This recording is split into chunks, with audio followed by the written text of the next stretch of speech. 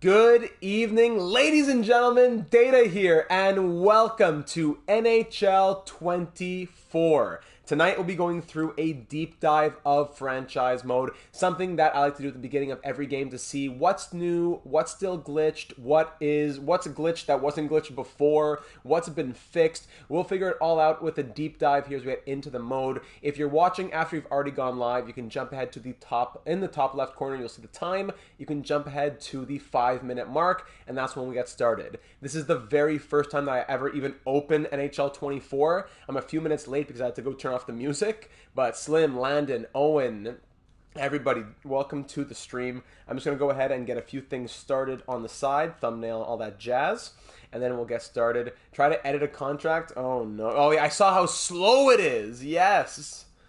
Mila, I know. Oh, my goodness. Yeah, the editing is going to be laggy for sure. RJ, welcome aboard. It's going to be tough. It's going to be very tough. That's why I think I might have to say that I'm not even going to try to do any salary cap compliant rosters. I want to do it as much as possible for my for franchise mode to make it as realistic as possible. But when it's so slow from what I've seen in the videos, when you're trying to edit, like to go from 1 million to 5 million, I'm going to do it on a timer tonight. How long does it take to go over 5 million, let's say, by going 5,000, 5,000, 5,000 at a time? I have no idea how this is still in the game, when in FIFA, for years and years and years, you can press triangle, and then you can just go like into the tens house, the hundreds house, the thousands house.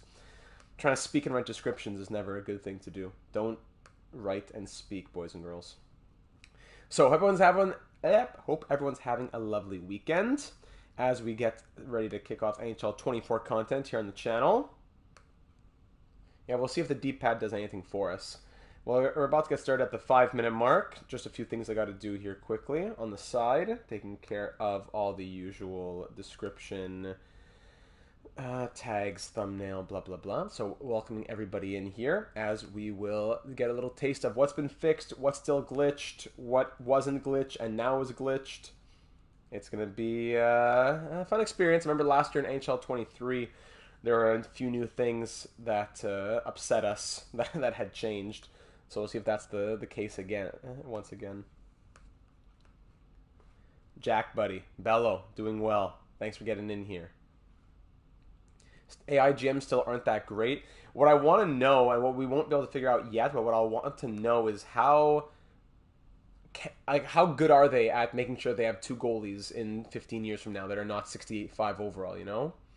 What did you end up getting? Rocky Mountain Narf. So, first and foremost, NHL 24 was what I got. Now, with the amount of additional donation that was given, I am going to be going for the microphone. As much as I'd love to do the chair for some comfort, I'm still on the folding chair, I will go microphone next, and the next thing after that will be the chair. But what I'm trying to do right now is I'm watching these YouTube videos that talks about, like, here's the difference between this microphone, the one I have right now, and here's the difference with this microphone. And it's like marginally different, but costs like exponentially more. So I'm trying to find something that's affordable, but also like it makes enough of a difference from the one I have now, so that it's worth me going out and buying another one. Because I paid money from the channel to buy this one 2 or 3 years ago, so I don't want to throw it away and spend money again if it's going to be marginally different, right? So we're 1 minute away from getting started. Just send out the tweet. We are live with our annual deep dive of NHL franchise mode. There we go. Ah, beautiful, Caleb. Beautiful. That's what I want to be reading. Those are the type of comments that I want to read. Okay. Computer's down. I think that's all taken care of. Discord bot sent out the tweet, the notification. Lovely. And I just got, hold on, oh, that's a beautiful setup. That's a beautiful setup, Jack. I love it. I'm just saying, I'm glad they changed goalie physics, in-game sim physics, so we're not stuck in 5 overtimes. If that's gonna, if it means less pain for me when I'm trying to commentate on and follow overtime in the postseason, That would be exactly what I've been looking for. So, ladies and gentlemen, here we are, NHL 24. Let's get it started. Of course, what we care the most about is franchise mode. So, we're going to get into the mode right now. We're going to go through pretty much everything about it. If you're new to franchise mode, this will be not necessarily a guide video. That guide will be coming soon. I do an annual guide to everything franchise mode. The one I have for NHL 23 can still be used. I doubt enough changed, but I'll still be doing another one, so make sure that you're subscribed for all tips and tricks on scouting, on drafting, on how to play franchise mode itself, and all the little things about it explained. This is the channel for all of that. So this will be a video going through and seeing what's new and changed or glitched or what, but the video that goes through and explains things will be a separate video. This is just a deep dive into the mode itself, and to see pretty much, we're going to go like systematically through every different mode and screen and setting and figure it all out. So, of course, still the three options when we start franchise mode. We have Authentic, Custom League, or 33-team expansion draft. I don't think we'll really be looking at either of these last two. Custom League, the new one that they added last year, still all the same features to it. 33-team expansion draft. I would be curious to see what players the game puts as being eligible to be drafted. Like, do they put crazy players who would never be left uncovered, like unprotected? So I will check out that. I will try to remember to check that out later on. For just a custom league, I don't think anything's too crazy here. And this is Aturatu. Aturatu, welcome to the stream, my friend. I don't think there's anything special here that has changed at all. Is this too loud? Like this little noise, a little tick noise, is that too loud? Yeah, so the dark background is the first thing you'll notice. Was it NHL 20 or 21 the last time they had that? Personally, this is something that's like, I'm in the vast minority. But I kind of preferred the brighter background, actually. I'm not a huge dark background kind of guy. Yeah, so, but I'm not opposed to the dark background. Perfect, thank you, Caleb, thank you. Okay, so authentic is what we care the most about. There, Owen, thank you. That's someone supporting me out here.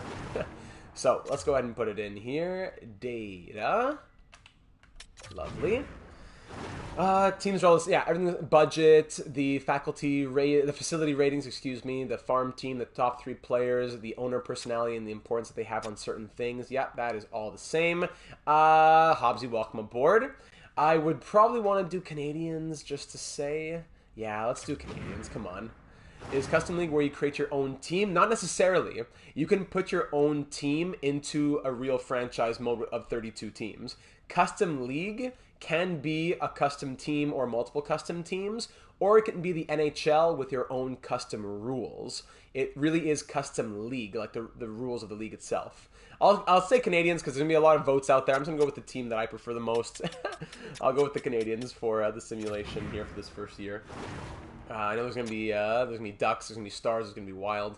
So, all the same things here. Owner mode, fantasy draft, salary cap, firing, head coach, fog of war, player morale, CPU trades, blah, blah, blah. Yeah, that is all the same. As per usual, I'm going to... Well, when I do my franchise mode, I turn all these things off, but I'm going to keep most of them on. I want to see player morale in the game. I want to see the owner mode on. I want to see that screen if anything's changed in that regard. So, personally, when I play, owner mode is off, morale is off, fog of war is off. Good ideas, but just too broken.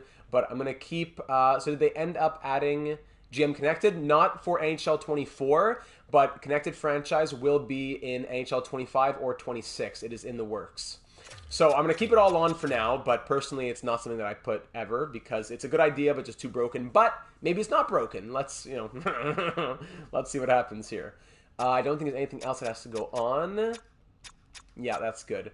Fog of War. Actually, Fog of War, it's not broken or not. It's just, it'll show you attributes or it won't show you attributes. So it won't, I'm going to keep it off because there's nothing to know about that. Player morale, if they have new conversations, if they're still losing morale after 2 games on a line that they don't want to be on. What's your question, Slim? That's what I want to see about morale. So rules and settings, I think everything should probably be the same here as well. Injuries, fantasy draft, CPU trades. I wonder about the shot frequency because it's automatically set to high, they said. Shown, that's for Fog of War. That's true, right, Caleb? You know what? Honestly, as GM Connected, I've been playing franchise mode for so long. Well, for so long. Since like NHL 07, I want to say. Which is long enough, right? But I've never personally even done GM Connected. Maybe I was just too young when it was there. Like all my buddies were kind of just like same age as I was, like just like early high school type of thing. And we just didn't do it. We played like FIFA together a lot, but we didn't actually. I never actually did GM Connect. I never took advantage of how good it was. So I look forward to doing that when it comes back. So everything's the same here. It seems like for the quick settings. Yes, absolutely, Hobbsy, 1000%. If morale were to work, it would absolutely be a part of the series moving forward. Just I've been burned so many times, and I'm not touching it until I'm convinced of that. Yes, exactly. That's what it will be. We'll have a Data 782 league when it comes out. We already have the Data 782 Fantasy Hockey League on Yahoo that we do on the Discord server, but being able to do it on franchise in-game would be great too. So, Sim Engine scoring is automatically set to medium, so they no longer allow you to... Okay, they do. So the Sim Engine default is high, but I was hoping that would mean that like high was the new medium, and if I went to high, it would mean extra high. But no, they still have low, medium, high, but Sim Engine shot frequency is set to high as a default, while everything else is still set to medium. That's the only change I've seen so far in the settings. Everything else looks exactly the same. Like only stars only, yeah, exactly. On, stars only, or off is always for trade offers or waiver offers. It's not as there are people who do sim leagues with friends. There's a lot of organization and commission work. But what we do is a Data 782 Fantasy Hockey League where you draft a team on Yahoo Sports, on Fantrax, on ESPN, whatever, and then you'll have a season on that app. Morale meetings, retired jerseys, blockbuster trade alert. All right, so everything's the same in the settings aside from the shot slider. And for the sliders here, everything's 33 on 100. Attribute effects 5 on 10. I personally always boost it up to 8 on 10, but for the simulation here, I wonder though. You know what? I'm gonna go 8 on 10 because I've been seeing people do 5 on 10, and we're still seeing like McDavid scoring only 80 points and stuff like that. So I'm gonna try 8 on 10. Maybe my little addition will have some sort of fix on it, and you'll have the same effect. It'll have the same effect in your franchise mode. But I'm gonna go 8 on 10 for attribute effects. Everything else I won't touch, except maybe for injuries. I don't want to stop every 2 seconds when we're doing this. But I'll keep it just for an experiment. 50 on 100. Okay. Yeah, it hasn't been in the game for a while, but it's going to be there soon enough. All these sliders here, the default. I don't usually touch these either, but I don't think these are different. All right, so all that being said, let's go ahead and get started. Let's start the career here. Keep salary cap on. The 10-hour trial, yeah. You can get a lot done in 10 hours. What I don't necessarily like is that when it goes to like a pop-up type screen, it has that like purplish background, right?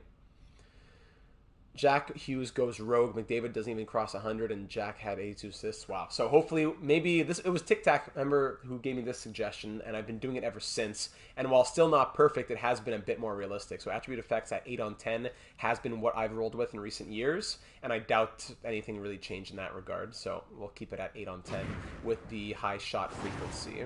All right, so here we are. Here's the screen. First time seeing it. Ah, yes.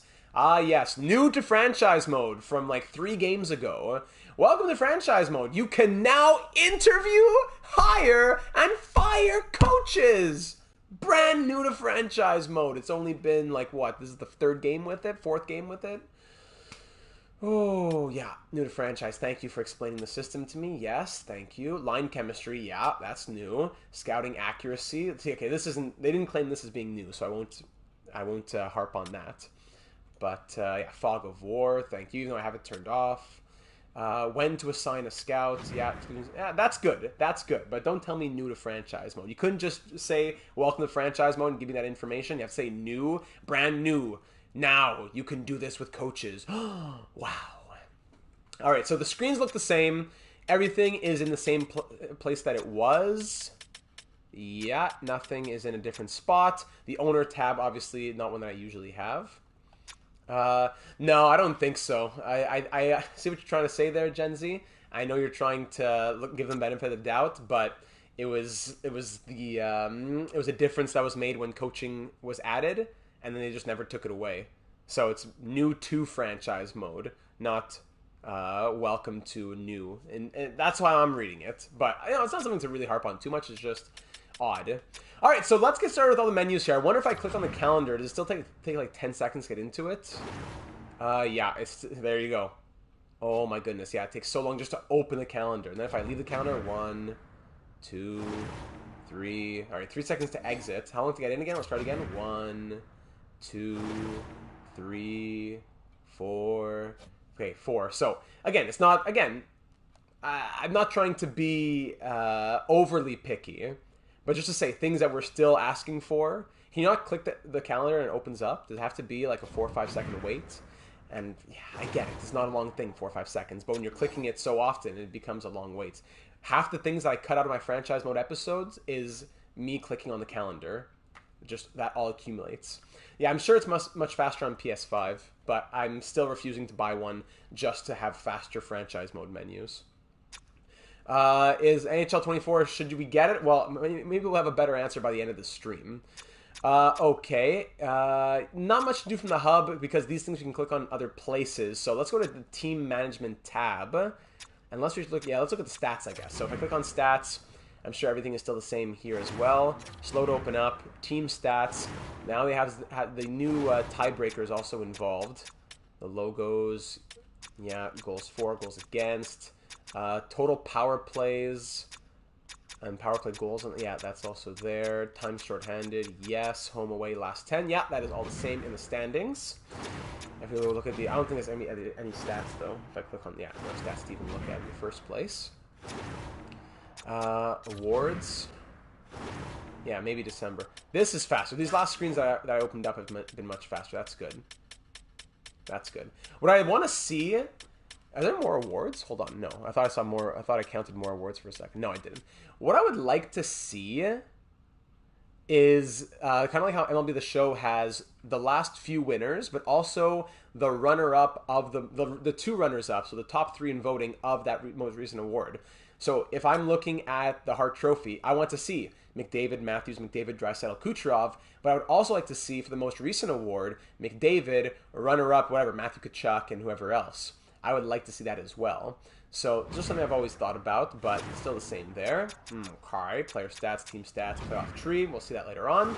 Okay, so into the team management tab. Here we go now. Takes a while to still open it up. There you go. The menus are sliding so far. I'm sure it'll get laggy soon enough. Let's go to propose trade. Propose trade.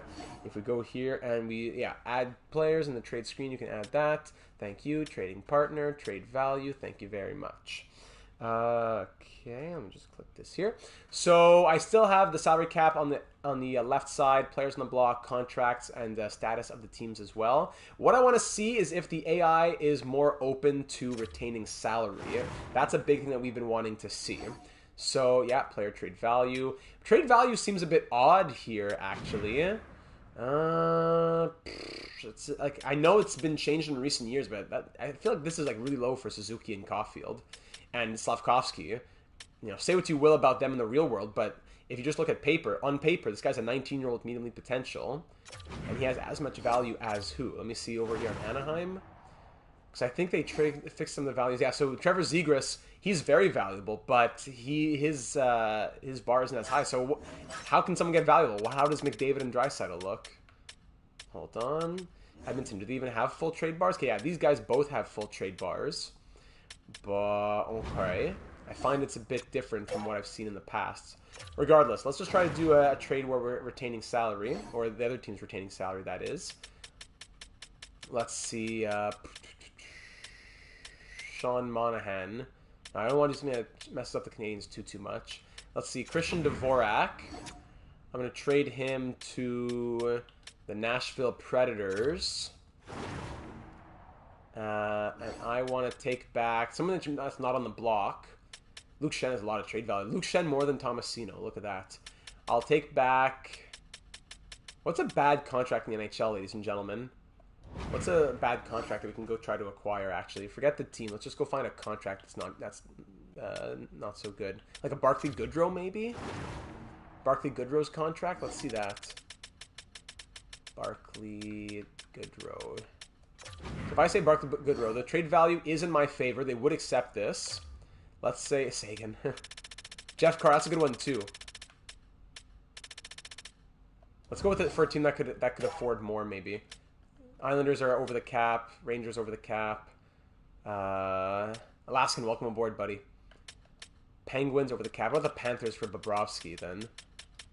Panthers. Okay, I have to trade someone who doesn't take as much cap, then. Let's just do a draft pick, then. Let's just do a draft pick. I'll give you, let's say a second-round pick. Colorado second. Okay, I'm going to take back Bobrovsky. Because the goalies have less trade value, I would assume, correct? No, he actually has a bit more. Fantilli's not going to be in the game yet until he plays in the NHL. They don't have EA does not have the rights to NCAA players. Common question always at the beginning of a game coming out. So let's say I go after Jeff Carter. Jeff Carter, there you go, low trade value. Trade value should be my favorite. I'll even throw in a third to see if it makes sense. So a second and a third for Jeff Carter. They want the third. The trade value is absolutely there. And they have the money to retain at least 50% here. So let's try it. 50% retained on Jeff Carter. 1.563 million. The trade value is absolutely in my favor. Like, I'm giving them way more. What do they think when I send them this offer? The deal would work for the Penguins, but in our current situations, we're not comfortable to retain blah, blah, blah, blah, blah. Okay, that's for 50%. Now let's go down. Let's go to 30%. 0.938. 30% retained, still rejected. That's still okay. Now let's try 15% retained. Are you still getting upset with 15% retained? Okay, so 15% retained they would do. That is a positive sign. However, that's with me giving them a lot of trade value. Let's say I'm just giving you somewhat even trade value. Would you do it for a second? No, they wouldn't do it at all. They wouldn't do that trade at all. So let's try and find out where's that threshold. A second and a fourth, they would do that. But there's not a team that has a lot of cap space, really. I don't think so. Cameron, welcome, buddy. We're just exploring everything in franchise mode. Every section, every screen, we're exploring what's new, what's fixed, what's broken. We're just doing that. Okay, so here, a second and a fifth would not get it done at 15% retained. Let's go to 10% retained. A second and a fifth would not get it done. Let's go down to 5% retained. 5% retained would not get done. And finally, let's just go to the last. Bedard's the GOAT. Welcome aboard, buddy. Let's go to 0.025. Yeah, the Ducks have cap space, but what I meant is that they also don't have a contract that they really have negative value for. So just retaining 0.025 million, they went, okay, so this is still a little bit broken here. For a second and a third and 15% retained, they would do it, the Penguins, for Jeff Carter. But if I give them a second and a fifth for Jeff Carter, they say yes. As soon as I add a decimal percentage of retention at 0.025 million, they reject it because they want to save money and it's not good for their current situation. So this is still concerning. Now, if people are saying the Ducks have a lot of cap space, let's go try the Ducks. I don't think they really have a contract with negative value, though. That's the thing. They want to get more money in there. So let's see. Do they have an NHL player with negative value? Silverberg. Oh, yes! Okay, Silverberg. Perfect. So if I say Silverberg, let's try this now. A team that has... So that was one experiment with the Penguins who don't have a lot of cap space. Now let's try the Ducks who do have cap space. Let's say I give you a third-round pick for Silverberg. Even that's too much, probably. Let's try a fourth-round pick for Silverberg. So they would absolutely do this trade straight up. Now, if I go and say full 50% retained... I'm new to franchise. How do you know they'll accept it? It comes down to, well, you never know for sure until you offer it to them. But if you look at the trade value bars at the, just above the word proposed trade on the left and on the right of the trade value, those words right there, there's a little bar. The little yellow needle that'll go, or like barometer that will go up to the top, that will tell you how much value is on each side of the trade and what a fair deal kind of looks like. However, that does not necessarily mean that the trade will go through. Just because it's fair value, it doesn't mean that that team wants to trade that player. You see? So, a fourth-round pick for Silverberg at 50% retained, they would do it, but not at 50% retained. Let's go down to 40% retained. 40% retained, they still would not do it, even though straight up they would. Let's go down to 30% retained. 30%, they would not do it. Let's go down to 20%. 20% retained, they still would not do it. Let's go down to 10% retained. 500K. They still would not do it. And let's go all the way down to just 0. Whatever percent retained, 0.025. They would not do it. So there you go. A 4th round pick that they would absolutely do straight up for Silverberg. They'd say, thank you, we're dancing in the streets. If I say retain 0.025 million, $25,000 for 1 year as a team with 20 plus million in cap space, they say no. Conclusion, still broken. All right. So there we go. That's proposed trade. I don't think there's anything else to really look at for the trades. Trades are still trades. Goalie values are still not great, it looked like. As we saw Bobrovsky, but if I look at other goalies, I just want to quickly see. And Dabrowski starts off the evening with the $1.99. Dataverse, insert city name here, Nation. We'll have our team soon. Keep dropping your suggestions for what our next team, or our first team will be in NHL 24, as we just finished up our Pittsburgh Penguins series. So if I sort by trade value, who are the most valuable goalies in the league? For sure, you'll see Vasilevsky with a lot of value because he has franchise potential. He should have close to a full bar. Yeah, Vasilevsky with franchise potential has a lot of value. What about someone who just has good elite potential, right? So if I look at the Bruins, let's say, Allmark, despite being a 90 overall, because his value is just elite and not franchise, his value is much lower than Vasilevsky's. Does that make sense that his value is a lot lower? Absolutely. But I'm saying it shouldn't be that much lower if he's still a 90 overall. Good idea. Let's check out Dallas. Ottinger, his value is the same as Allmark. So you see that? They're both 90 overall, but Ottinger is 6 years younger on a better contract, and he has the same value as Allmark. So it pretty much still just comes down to overall and potential. The age, the contract, it's not really getting factored in. Goalies are still kind of like just not properly judged for their trade value. So there are the proposed trades right there. Salt Lake City Storm, that's been suggested. I've heard Salt Lake City. The trade finder would be the same. Coaching staff now. Let's see what coaching staff gives us if we go to this screen. NHL head coach, assistant coach. Now, what I want to see first and foremost, I'm 99.999% sure that's still broken. But here we go. Do we still have to play musical chairs with the coaches? So here I am in my imaginary situation. I don't like this AHL head coach, and I want to hire a new AHL head coach. So I say that I will fire my AHL head coach. That would be great, no slip-ups. That would be great. Thank you. Put in a word for me at the EA Studios if you can. So I have fired my AHL head coach. Can I promote this guy to interim AHL head coach? I cannot. Am I allowed to leave the screen? I am not. Ladies and gentlemen, our next question, is coaching still broken? Confirmed. It is still broken. Ah, man. So I would have to I'd have to promote one of these guys to AHL head coach, then go out and sign an actual AHL head coach to be an AHL associate coach, then fire my new AHL head coach who was the placeholder, and promote my AHL associate who was actually my head into the head, and blah, blah, blah, blah, blah. Thankfully, in the NHL, let's see if I just, if I demote this guy to AHL head coach for a second, I still have interim head coach in the NHL, thankfully. At least there's that. But yeah, still broken down there in the AHL, unfortunately. All right, there's another question answered. On to scouting. Looks like everything's the same here. I feel like the X Factors thing would make sense if the player attributes would actually decline as well. If a player that is 32 is an 85 overall each year, that's 32 is an 85 overall each year he plays after 32.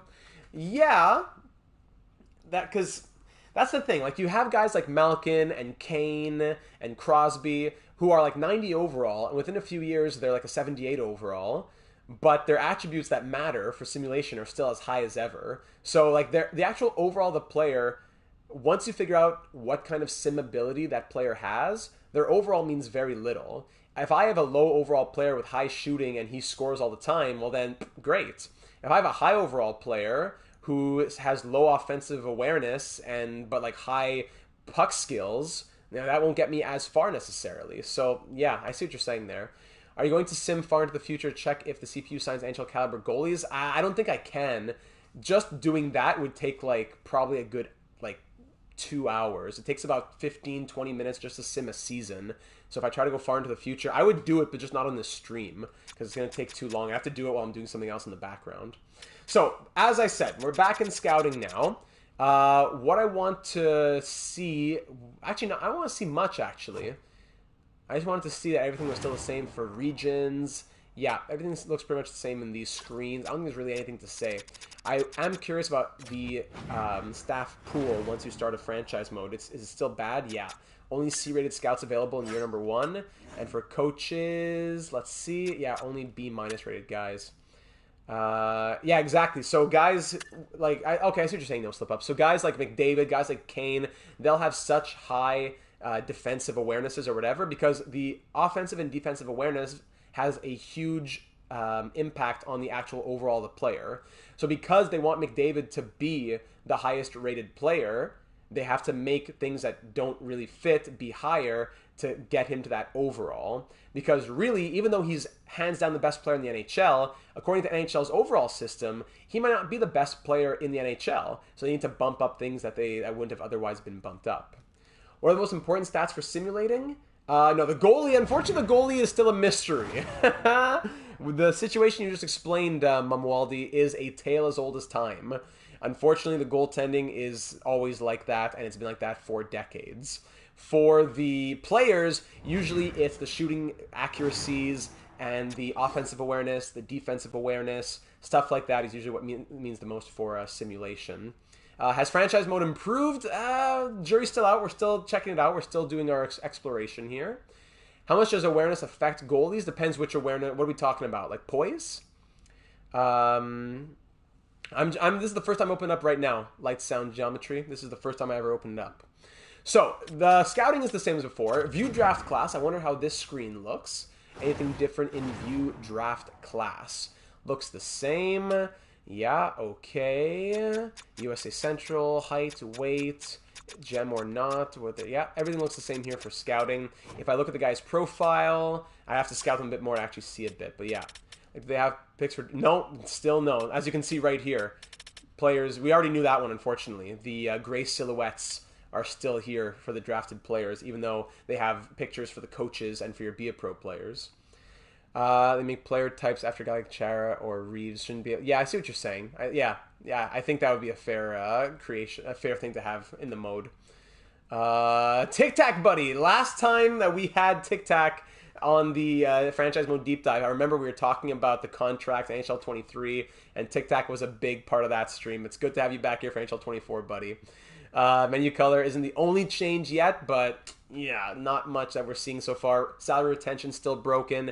Coaching carousel still broken, so we'll see. Here is Penguins legend Berkeley Catton, who now has a picture. Love to see that. So let's keep exploring here. There is View the Draft class. We'll see a bit more about that once players have been scouted later on. Oh no. Oh no, the lag. It was there. It was there. Oh no. Draft board. Here we go. 1.5, 1.8 out of 5. Wow. I don't know enough to say yet, but yeah, the broken things are still broken. Nothing new is broken yet that we found, but the broken things are still broken for the most part here. I like the white, though. I gotta say, it's very unpopular, but I like the... Oh my goodness. Oh my goodness. I hope that catches in the video. Oh boy. Just as laggy as ever. Player search. This should still be the same as well. I doubt anything changed here. Let me see your watch listed players. Any new things that you can sort by? Salary, contract, year minimum. If I say a forward. Yeah, you could have just played last year's video, eh? Yeah, everything the same there. All right, player search is still the same. Then down. Come on. Come on.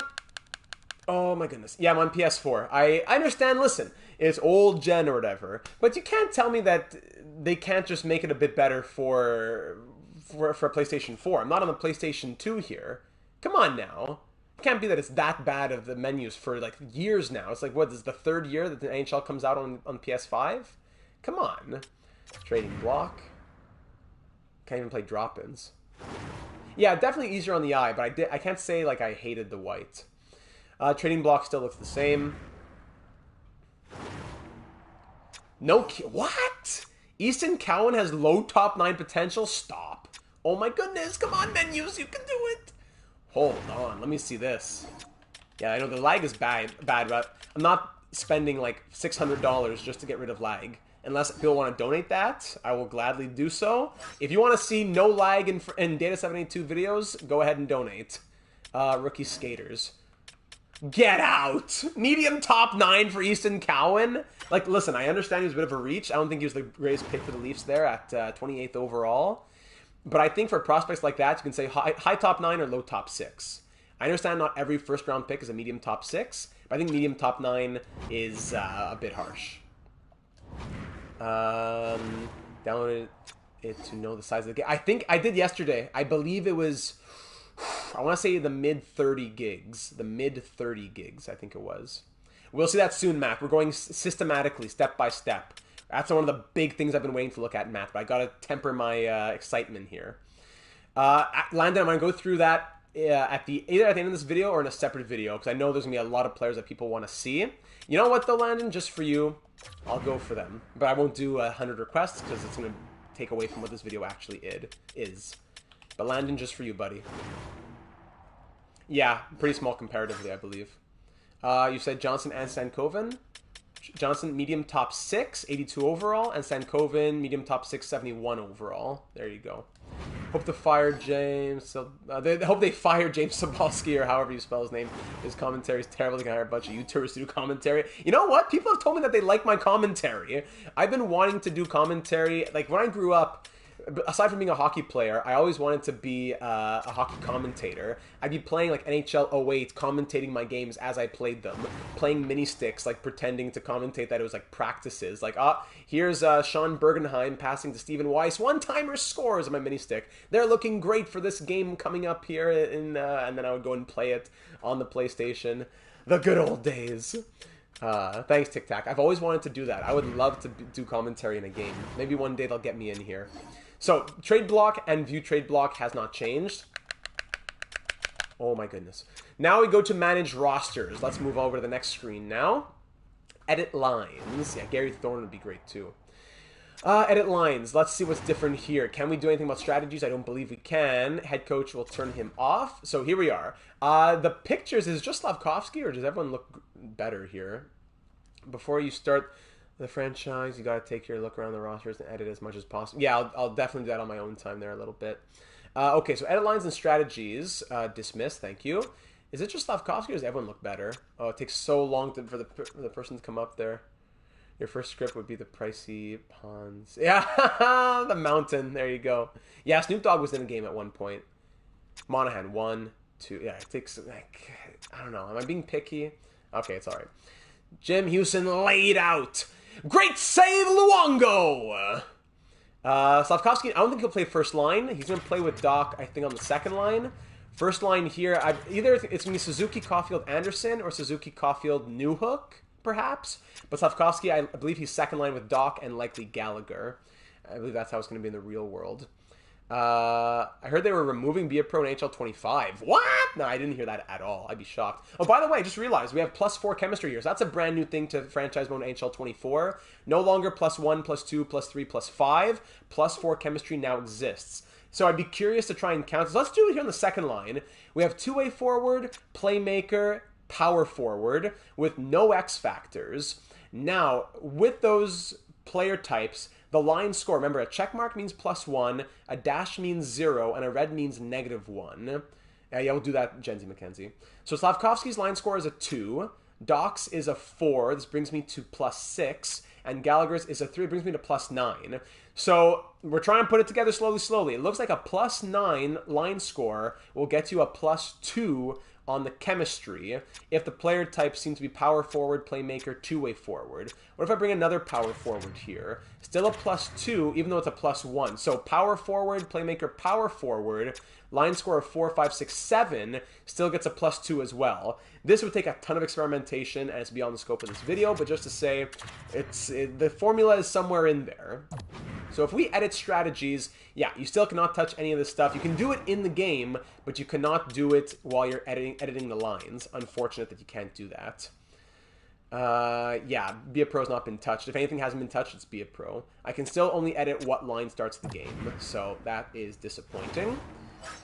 On defense, there you go, +1/+1. Here are the overalls. Goalie is an 83 already? Good, nice. I love Caden Goalie. Team strategies, yeah, can't touch anything here. Come on. There we go. Yeah, can't touch anything there. Oh, I didn't mean to exit out. My apologies. I want to see how the special team rules still look. Is still like puck carrier, finisher, distributor? Let's see that. It really is a comprehensive deep dive at every little facet of the mode. So let's go to power play. I'll go to power play and hit edit strategies here. So yeah, distributor, finisher, puck carrier. I still can't touch the playoff formation, but I can touch the face-off formation. Formation preview. Highlight the formation tile and press the button to view a breakdown of your formation. Yeah. Highlight the face-off formation. Press the X button to edit your face-off formation. There you go. So you can only learn more about it. You can't actually do anything about it. Okay. And then last thing would be goalies. Yeah, they did not fix edit strategies, unfortunately. And goalies, Allen and Smith. Okay. Yes, that's true. That's another thing that's not updated there. So we'll definitely have to wait for a patch. I don't want to, I can no longer really make changes myself and then start a franchise mode. I need to really wait for the patch or download a custom roster because it is way too much work to go through each person's salary $5,000 at a time. If you want to go from over millions of dollars, it's ridiculous. Play now and online modes but not franchise because of the coach scheme.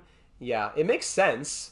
It's just that if I can do everything except that, I find it odd.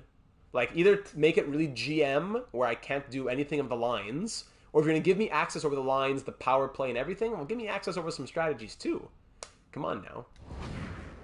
Or create a coach, even. Okay, so that is the edit lines. View lines, same thing around the league. Roster moves will definitely still be the same. As I wonder, though, if you can do more than 3 players at a time. I did read that you can now be uncap compliant, so that you can make a move. So, for example, if I want to send down Suzuki, Caulfield, Matheson, yeah, still just 3 at a time. If I send them down, will the game let me do it? No, I'd be under the skater limit. Can I bring 3 up just to put me over the skater limit? It still wouldn't let me. So my team salary is currently... Minimum salary... I want to go under the salary cap. I'm trying to do that. I want to go under the salary cap. Or unless I won't be able to get there. Because... it's just too difficult, maybe. I want to go under the salary cap and see if the game will let me do it. So let me send these 3 down. Okay, I know the cap is... the hit is still there. But, like, it should be to a lesser extent, correct? No, I don't think it's changed. A cap hit down at 65 million now.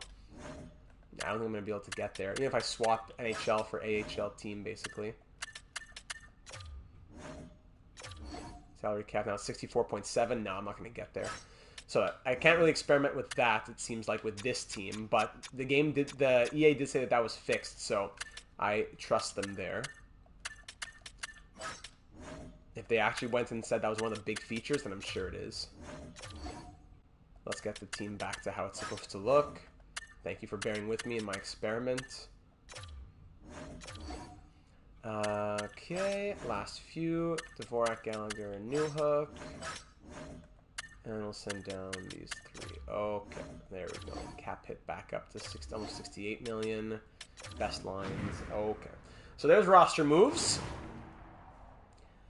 And if I say best lines, then it brings me back to edit lines. I don't want to be here. I don't want to be here. And now it said plus... did it not say +4 before for Suzuki, Caulfield, Slavkovsky? Did it not just say that? But now it said +5. That's nice. That's nice, bro. Morale. Let's check out the morale screen now. We can't really learn much from the screen itself. It'll be once we get simulating. But yeah, you still see the neutrals. You still see the leaders in there. I like that you can start the franchise mode with people who are actually leaders. They give that to people who are actually leaders, so that's nice. Not all of them, but I think the ones who are given the title of leader are actual leaders in the real world. Locker room chemistry, 68%. You still can't like initiate conversations though, eh? Best chemistry for Gallagher is Pizzetta, really. Monahan is Matheson. Evans is Doc. Rafael Arvipinar. Everyone loves Kirby Doc, it looks like. So I wonder, let's try a little trade here. If I take Kirby... the locker room chemistry is 68. If I take Kirby Doc, if I trade Kirby Doc, how much does that hurt chemistry? I'll trade it back for him after. Just a curious little experiment here. If I take Kirby Doc... Yeah, morale. I don't expect to play with it anytime soon, but I'm just curious. I trade Kirby Doc to the Ducks for a 3rd round pick. Let's see. I trade him there. What happens to morale? Let's see. Multiple morale changes. This isn't really bad. Multiple morale changes. Multiple morale changes for trading away not just Doc, but also for trading away a quality player. So the morale was at 68%. Let's see team morale now. That's at 64%. So I do like that there's an effect in that sense. I hope that it doesn't, like, it's the start of the year, so 4% maybe is small. I would hope that it doesn't become a big thing. If I just trade a small, little 4th line move, but if he has, like, a huge impact on chemistry, like, secretly, just because, like, a few people had him in his my most favorites, that would be frustrating to me. I understand that that situation happens in the real world. Think about, like, Zach Smith in Ottawa. But, like, it would have to be told to me. It can't be like a little secret hiding in there because a few people had him on their top 3. It would have to be that everyone says that that he's a favorite or top 3. That's what I want. I just don't want secrets. That's what I don't want. Don't hide things from me. Scratching a leader 2. That's a good one. We're gonna try scratching Gallagher when we start simulating. Let's let Kirby Doc back here. Anaheim will give you a nice 1st round pick in a couple of years. I'll give you back your 3rd, and I'll throw in some 1sts here. In the future. They still only want picks from the first few years, eh? Here's a 1st in 2027. There you go. Thank you very much. Gift horse in the mouth. So Kirby Doc, see, I don't like that. Now he lost morale for having anxiety with his new team. But if I go back, hold on. So morale was 68. It dropped to 64. Come on! I went and traded back for that player. Now morale's at a 65. So that's odd, you know? Now it's down 3%. What I want to know now is, do people still love him? Does Gallagher still have his best? No, now Gallagher's best chemistry is with David Savard. Wasn't it just with Matheson? Or maybe it changed because it had to be in the NHL? Matheson, Caulfield, Montembeault. So yeah, now nobody likes Kirby Doc. See, that I find odd. It says best chemistry of any team. So if the best chemistry of any team was Kirby Doc, it should be irrelevant. I traded him away and then got him back the next minute. It should be irrelevant. I understand if the chemistry dropped a bit because there's still, like, people felt uneasy that he was traded away and then reacquired. But it shouldn't be that nobody likes him anymore, or that nobody likes him as much as they did. You see what I'm saying? That's my little soapbox there for morale. Injury report, progress reports. Yeah, they did fix progress reports, they said, about the X factors appearing on the proper players. That's a good one too. Let's do Gallagher. We'll trade him and then trade back. Yeah. You left town for a day. Who are you? X factors are on the proper players now. Very good. Yeah, as I saw Caulfield and Suzuki with theirs. They're the only ones with any. So at least that's been fixed. That was a random thing that was broken for the last 2 or 3 years. No one wanted to touch it until now, so that's nice. So let's trade away Gallagher. Now, if trading away Doc had a 4% impact on chemistry, let's see what trading away Gallagher would do, and then what happens when we reacquire him. So Gallagher has, like, no trade value. So we trade him with his contract to the Ducks. Here's another experiment. Will teams take bad contracts for 7th round picks? A 7th for Gallagher, rejected. Now what if I throw in a 7th, right? What do they do if I throw in a 7th? No, eh? Let's keep experimenting then. How long does it take? How long does it take? Gallagher and a 6th for a 7th. No. Gallagher and a 5th for a 7th. What sweetener is required? Isn't sufficient at all. What kind of sweetener does it take? A 4th round pick. Still a bit low. So probably a 4th and a 7th, if not a 3rd. So let's try a 4th and a 7th. So if you want to trade a bad contract for a 7th, it probably costs you about a 4th and a 7th. All right. So trade accepted. So Pizzetta lost chemistry. Multiple players gained chemistry. But then the locker room itself has lost chemistry. Okay. Let's check this out. Come on. Come on. That was the worst one yet. Let's go to morale. Okay, so chemistry only dropped to 63%, so it dropped only 2%. So it seems like not a lot of people had good chemistry with him, and even though he was a leader, it didn't affect chemistry as much. So someone who is liked affects chemistry more than someone who is a leader. That's what we're seeing. Now if we go and reacquire him, does he get back into his leader role, and does it improve chemistry back to 65% or not? So if you want to trade away Gallagher, it costs you a 4th and a 7th. Exactly. Being liked is more valuable than being a leader. That's what we're figuring out here, it looks like. So if I say give me Gallagher, and I'll give you a 7th, would they do it? I bet not. Even though it took me a 4th and a 7th to get a 7th, if I just say I'll give you a 7th, would you do it? You would. Okay, at least there's that. I almost feel guilty saying yes to this. So Gallagher is anxious. At least Pizzetta grew in overalls. He didn't forget about him.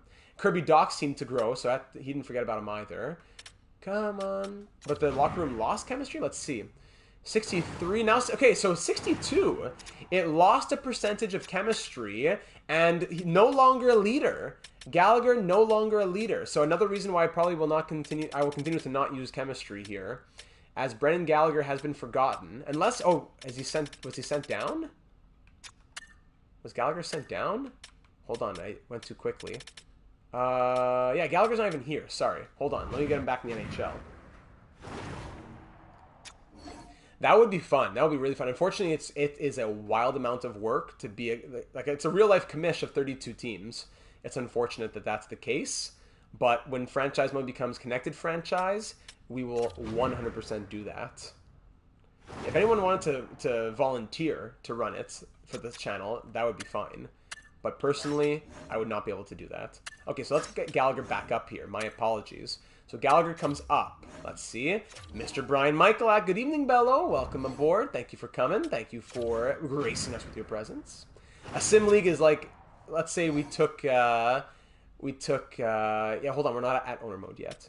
Let's say we took an entire, like, fantasy draft type of thing, and we put it into franchise mode and we simulated it. And instead of the real world doing the points, it would be the simulated world. And you can make trades with one another, the draft, and all that good stuff. It's as if we're playing franchise mode all together, but just one person is commissioning it and running it and giving updates to everybody, since we can't all access it. All right, so morale. Now let's see Gallagher back on the team. Okay, so locker room chemistry did not go back up. Here's the big question, though. Is he a leader? Yes. Actually, no, he's a presence. He's a presence. 1.5, not 1.8. So interesting. I wonder if he would grow back to being a leader. He has no good chemistry with anybody. Yeah. The draft took 26 hours. Oh my goodness. So he doesn't have good chemistry with anybody. Kirby Doc was happy when he came back up. Does Kirby Doc like him? Kirby Doc, no, not even, eh? Interesting. So yeah, morale, as we can see, still something to be like, about, in my opinion. Selecting a number between 1 and 10. How are we rating this deep dive thus far? A 4. Menus are laggy. Coaching carousel still broken. Salary retention still broken. And jury's still out on the rest. Progress reports at least have been fixed. So morale not great. I'll put it at a 4 for now. Not for the mode itself, just for the deep dive. Everything's still the same here. Retired numbers, all that good stuff is around. Yeah, okay, very good. There's that next screen. This next screen is now taken care of. So the management, that's what it's called, correct? The management tab? Yeah, manage. So trade and improve, we're done. Manage rosters, we're done. Now, view contracts. Let's go into the manage contracts screen. They said that now if you go to an RFA, you'll be able to see the qualifying offer for them. That would be nice as well, about the Canadian rookies and how they join the AHL or not versus players from other leagues. Yeah, the bane of my existence. They need this logic in Be A Pro, because how does McDavid end up in the Predators? Yeah, I know, it's a crazy trade logic in Be A Pro especially. Okay, you can now offer players contracts extension. Same thing with the coaching. Not you can do it. You can now do it, saying that as if it's new, even though it's been here forever. So here we go. Everything looks the same in that regard. If I try to extend a player, I can still see money I'll have next year, varying demands, yeah, all the same. What I want to see is other little things, like when you get deep, I'm saying like 10 plus years into a franchise mode, all your RFAs want one-way contracts. Like a 72 overall wants a one-way $1.2 million contract every year. So you qualify them, and then they come back for $850K. I wonder if that is still an issue deep in franchise mode. Test 85%. Good. Let's test 85% for Monahan, and we'll do 84% for somebody else. You get the calculator out here. Everyone likes the dark screen, eh? Everyone likes that dark screen. So let's see, 2.825, 85% is 2.401. So let me go 84% first. So 2.373. Let's try 2.375. That's 84%. If he declines it, we'll go to 85%, which is 2.42. So let's start with 84% on Monahan. Does he accept it? It could be that he does because he does want the extension, but we'll see in a few days. On top of that, all expiring. RFAs, it doesn't tell me now. Only off-season. Yeah, only in the off-season it would tell me the qualifying offer that it would cost. Yeah. Yeah, that's the thing as well. Dark mode is okay, but if you market it as being the biggest feature, then it's like, okay. Florian Jack Guy's medium top 9. Same as Easton Cowan, right? Medium top 9. Goalies there. Okay. Alright, so I'll wait on Monahan for that. Let's go to free agents. Who are the free agents here? I know Zegras, Drysdale's there. Yeah, Morgan Frost, Patty Kane, Kalen Addison. If we just look at the UFAs who are out there, Josh Bailey would be there, Thomas Tatar. So yeah, that'll definitely have to be changed. Like I would take Taze out of the NHL, Bailey onto Ottawa, Tatar onto Colorado. Like I don't know, it's Prize, maybe bump Prize down a bit from an 81. I don't know, maybe an 80. Maxime Comtois got a what do you get? A PTO. I don't know if he's gonna go anywhere. Goalie's out here. Elliott. Holtby still at an 80 overall. Like, see, that's odd. I'd have to take him out as well. Schneider retired, stuff like that. But okay. Free agency still the same as always. Unfortunately, you cannot retract offers or anything like that. Higher staff already looked at. Pending free agents. I doubt anything changed there. I'll just tell you potential free agents who are 1 year out, 2 years out, or 3 years out. Yeah. All skaters. UFAs, RFAs. Yep. All the same there. And offer sheet compensation is the same as always. Okay, now we'll simulate a day. Yeah, before we get into owner mode, let's simulate a couple days just to see if Monahan resigns. Data, it's new seasons. Let's get down to business. Thank you, owner, and your expectations. Laval Rocket, that's us. Fired the head coach. Salary cap, blah, blah, blah. Advance another day. Come on, Monahan. Here's the budget for the upcoming year. Blah, blah, blah. We'll go there after. I'll have to sim through the game against Detroit, unfortunately. But so if we're going to sim through Detroit, let's also do a 2-for-1 experiment. Let's take Gallagher out of the lineup. Or even Monahan. He's the leader, right? Sorry, a bunch of questions. All the things just came up in a long time. All the comments weren't coming, and now they all popped up at once. Edit players, we'll see that later on. Sim to December 2nd, see if the Ducks sign their RFAs. Okay, we'll also do that. Good. So Monahan will be scratched from the lineup. He's the leader on this team according to the morale. So we're going to scratch Monahan and see if team morale is affected by that at all. And bring Barron's going to play third line center, or you can put him down there. It does what?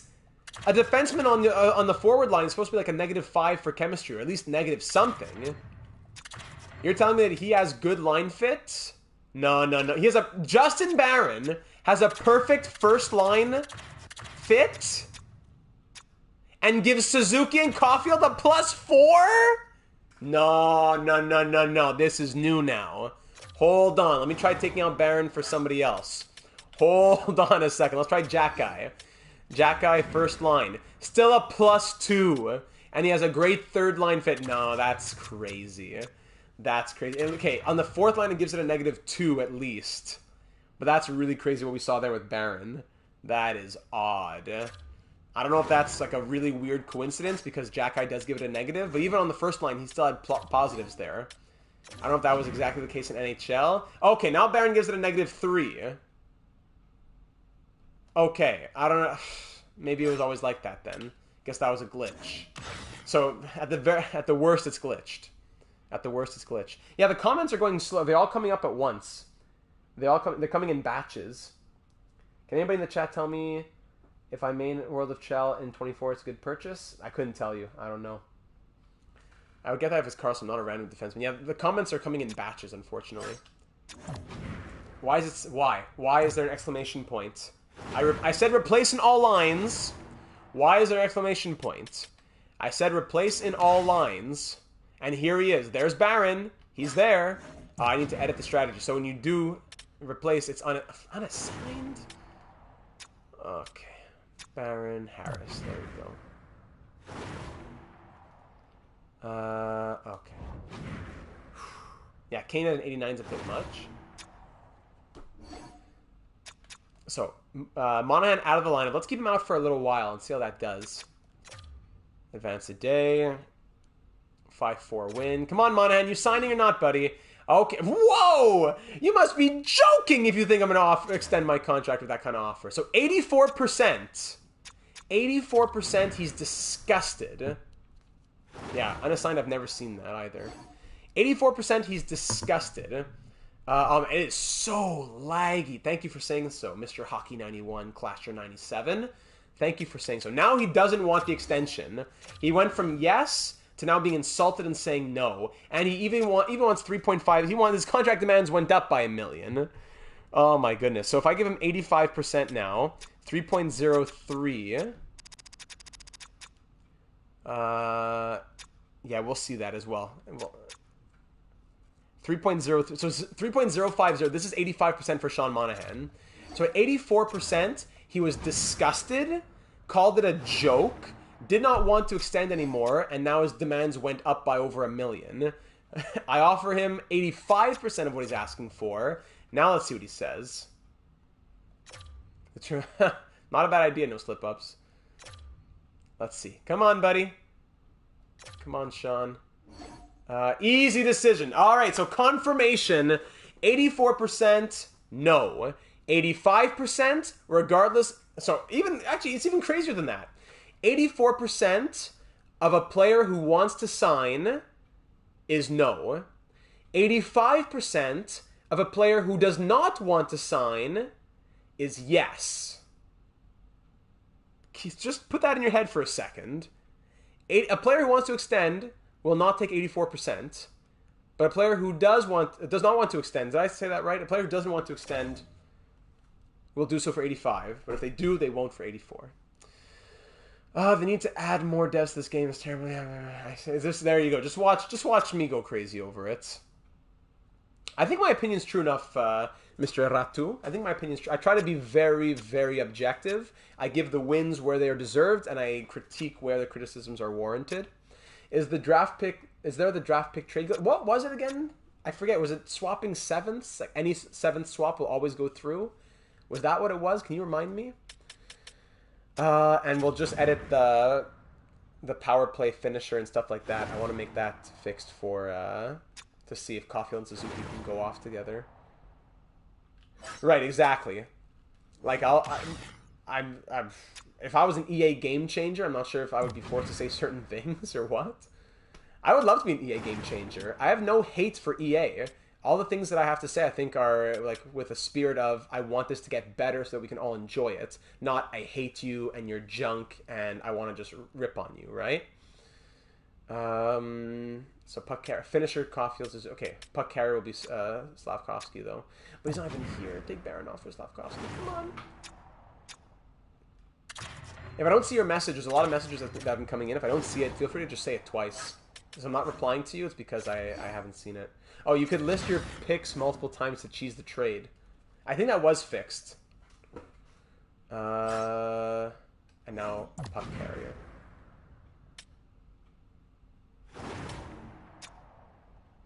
Come on. Come on. Slavkovsky. I think they changed the first round picks are on the trade block often again. You find? Could be. So no, I don't even know how that trade worked that glitch worked when you could just put picks multiple times. I never did it myself, and I believe it got patched. But if you can tell me how it works, I'll try it. I forget though. Other thing I'm curious about is, does the broadcast view for live gameplay work like it did in 22? We'll see when we go into the game. All right, now we get into the owner screens. Let's get into the owner screens now. Owner goals. Let's see what the owner of the Montreal Canadiens, what does Jeff Molson want? Okay, so this is still crazy. It's still crazy. You do crazy big things. Can you build a whole new parking lot? Hey, can you earn 75% back of $80 million? You do that, you get 40 grand. Where am I going to go with 40 grand? The coaches want hundreds of thousands of dollars. The scouts want hundreds of thousands of dollars. Where am I going to go with I achieve a huge primary goal and I get $50,000? I will not turn owner mode on and go out of my way to do a task if the reward is meaningless. It may as well say $5. I want to play with owner mode on. I loved the owner mode and the stars system rating AHL 07. I loved it. I want to play with owner mode. I'm not trying to get the lazy way out.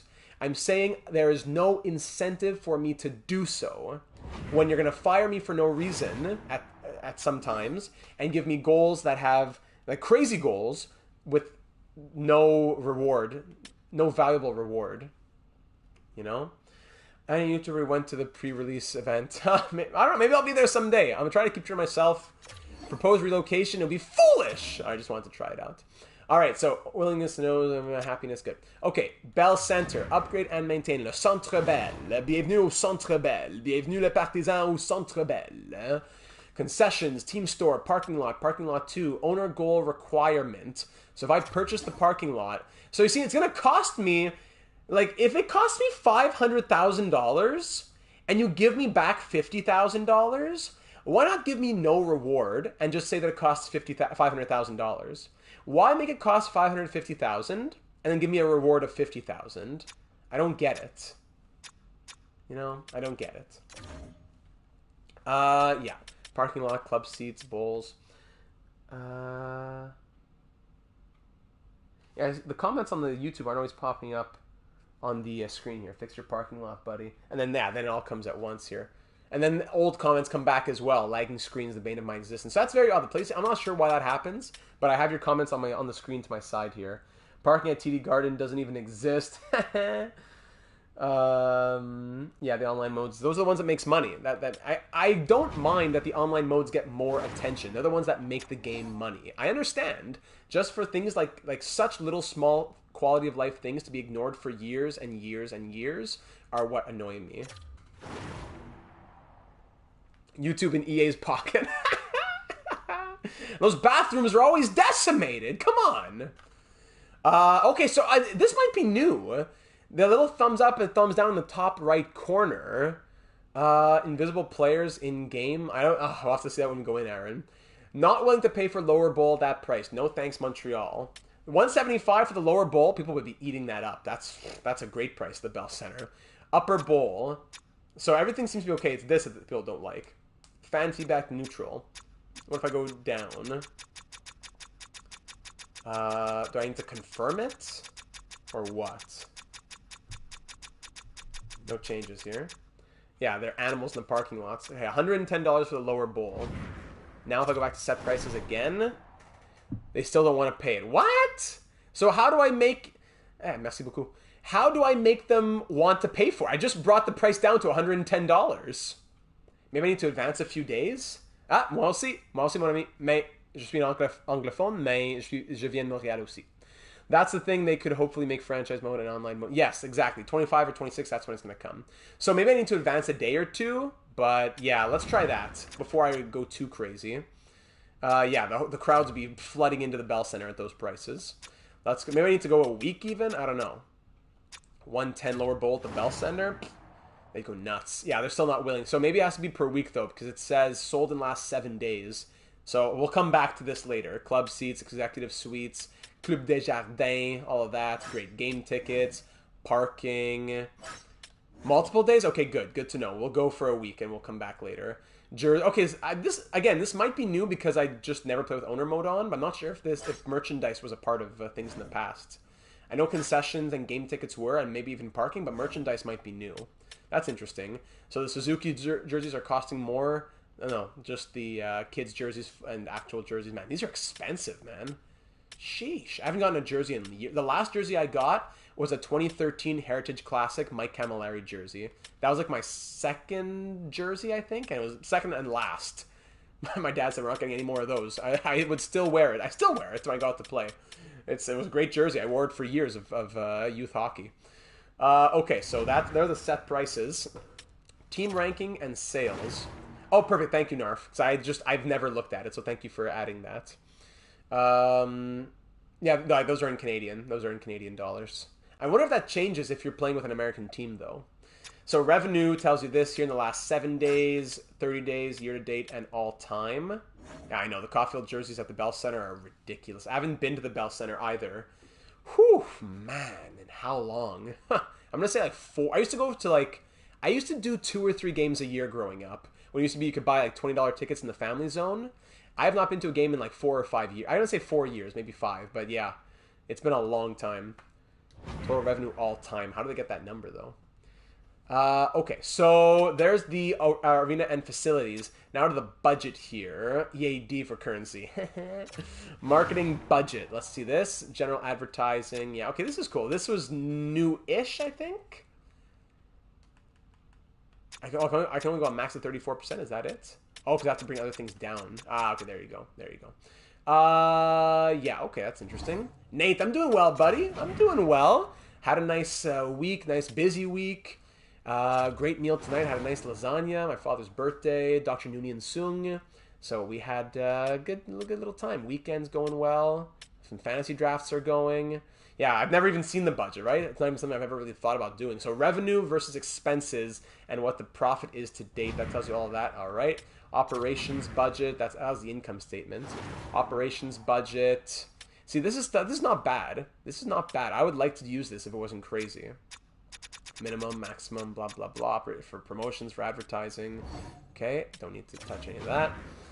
From better, the slower I run the simulation. Maybe. It depends. How do you mean exactly by the slower you run it? And then promotions, you set these bobblehead nights and all that. I'd say it's as whelming as I thought it was going to be. If anything, underwhelming, but yeah. Oh, like that? No, I think even if you click sim period or just run it at ×1 speed, I think it already knows what it's going to do when you start the simulation. When they bring GM Connected, I really don't want... Yeah, 100... When I'm trying to fleece at...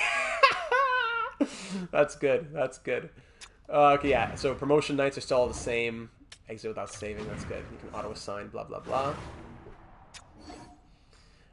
Okay, so there is that tab. Now the league tab. Do we still have Mr. Hockey Analyst with the stock photo of a Wall Street banker? There he is, Hockey Analyst. Hat tricks are a great tradition in hockey, and we got to witness one registered by #Slavkovsky. Ladies and gentlemen, #Panarin, #4 points. These guys, they make me laugh. We have just heard word that Chicago Blackhawks are interested in the left wing Josh Bailey, .. #free agents, #interesting. Who wrote these? It's still the same. Who wrote these? Okay, what I want to see next is the record book. Again, that's another thing that we don't really know if it's broken until we go years down the road. But I just want to see the record book quickly here. Yeah, all the same things, all the same categories. Season records, yep. Rookie records, yep. And game records, yeah. Okay, all those things are the same. If we look at the NHL, games played, yeah, this is the same for now. Usually by the end of the franchise mode, you'll get something like Vasilevsky played 1,600 games or something crazy like that. Like just wild games played numbers from goalies. So that's good to see. Not broken yet, but I wouldn't be surprised if it does get broken later on. Yeah, of course. At least just even the picture of the guy, or even add a few of them. I'm sure you can get a few stock photos for a few dollars, you know? NHL 22 and 23 combined with a 21 background. All right, so here's a moment we've been really waiting for, ladies and gentlemen. Edit player. Here we go. We want to see what we can do here. I played LMO in the past. The fan feedback and the set menus updates every few days. Gotcha. We want to see if we're able to go in and change player types, and add or remove X factors. This is the big thing we've been waiting for. Let's go. Nick Suzuki. He's center right wing and has 3 X factors. Can I add or remove those 3 X factors? And can I change his position at all? If things stay the same, it would be only the X factors. Let's see. We've been waiting. Yeah, it takes so long to open it up. Oh yeah, Trevor Zegras resigned. Wow, that took really. Oh my goodness. So now it gives you. This is a new screen, brand new screen, and brand new screen equals it just took forever to open it up. So unfortunate, but this is a cool screen. I do like it, although that took a long time to open. Now if I click on character, I cannot touch anything here except for the beard. Right, same as before. For his face. Equipment. I don't believe I can touch anything on the equipment as well. Can I?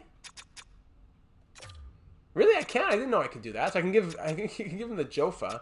Nice. That's funny. What was he using before? I don't remember what he was using before. All right, there you go. The tinted fishbowl. Do I have that one? Not even, eh? That's just the helmet, though. Yes, yeah. Suzuki's one of those guys who's gonna look right for sure. So I can do gloves, skate. Okay, I wonder if I could do that before, though. Again, not something I ever really looked at doing. So equipment you can do. Mouth guard, tuck. Personalized goal celebration. Looks like you can change it. Yeah, you can. A ton of them. I don't need to unlock them or anything. That's good. Okay. Now, here's what's really important. I can't do intro animation. I can't change goal emotes or anything like that. Details. What can I change in terms of details for Nick Suzuki? So, I cannot change the player type. There's our answer right there. I can change his jersey from this screen. I cannot change his player type or anything about him as a person. Only whether or not he's a fighter. And that's it. Whether or not he's a fighter and his jersey number. That is all I can touch for edit a player. No, I have not. I don't really have plans to either, I don't think. I can change shot style and skating style. I can't change attributes, but I can change, I think, X factors, it looks like here. Let me see. Yes. All right, good news. Okay, so, yes, we can change X factors, and we cannot change player types. So everything is exactly the same in terms of player edits as last year. Everything is exactly the same, although it's still a new screen. It's nice to see, and a new design. It is exactly the same as last year. X factors, yes. Player type, no. There's another question answered right there. Okay, so I think that's about it for what we want to see from the screens. Now let's get into some simulation. Let's sim the regular season, see what happens with the player, the fan ticket price stuff. Excuse me. Let's see here. Camera cap compliant, yes. Caulfield, yes sir, 50.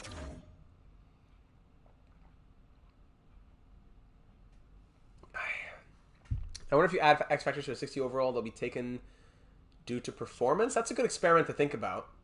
I would think not, because maybe if you're able to add them, the game must be differentiating between ones that are added by them and by the user.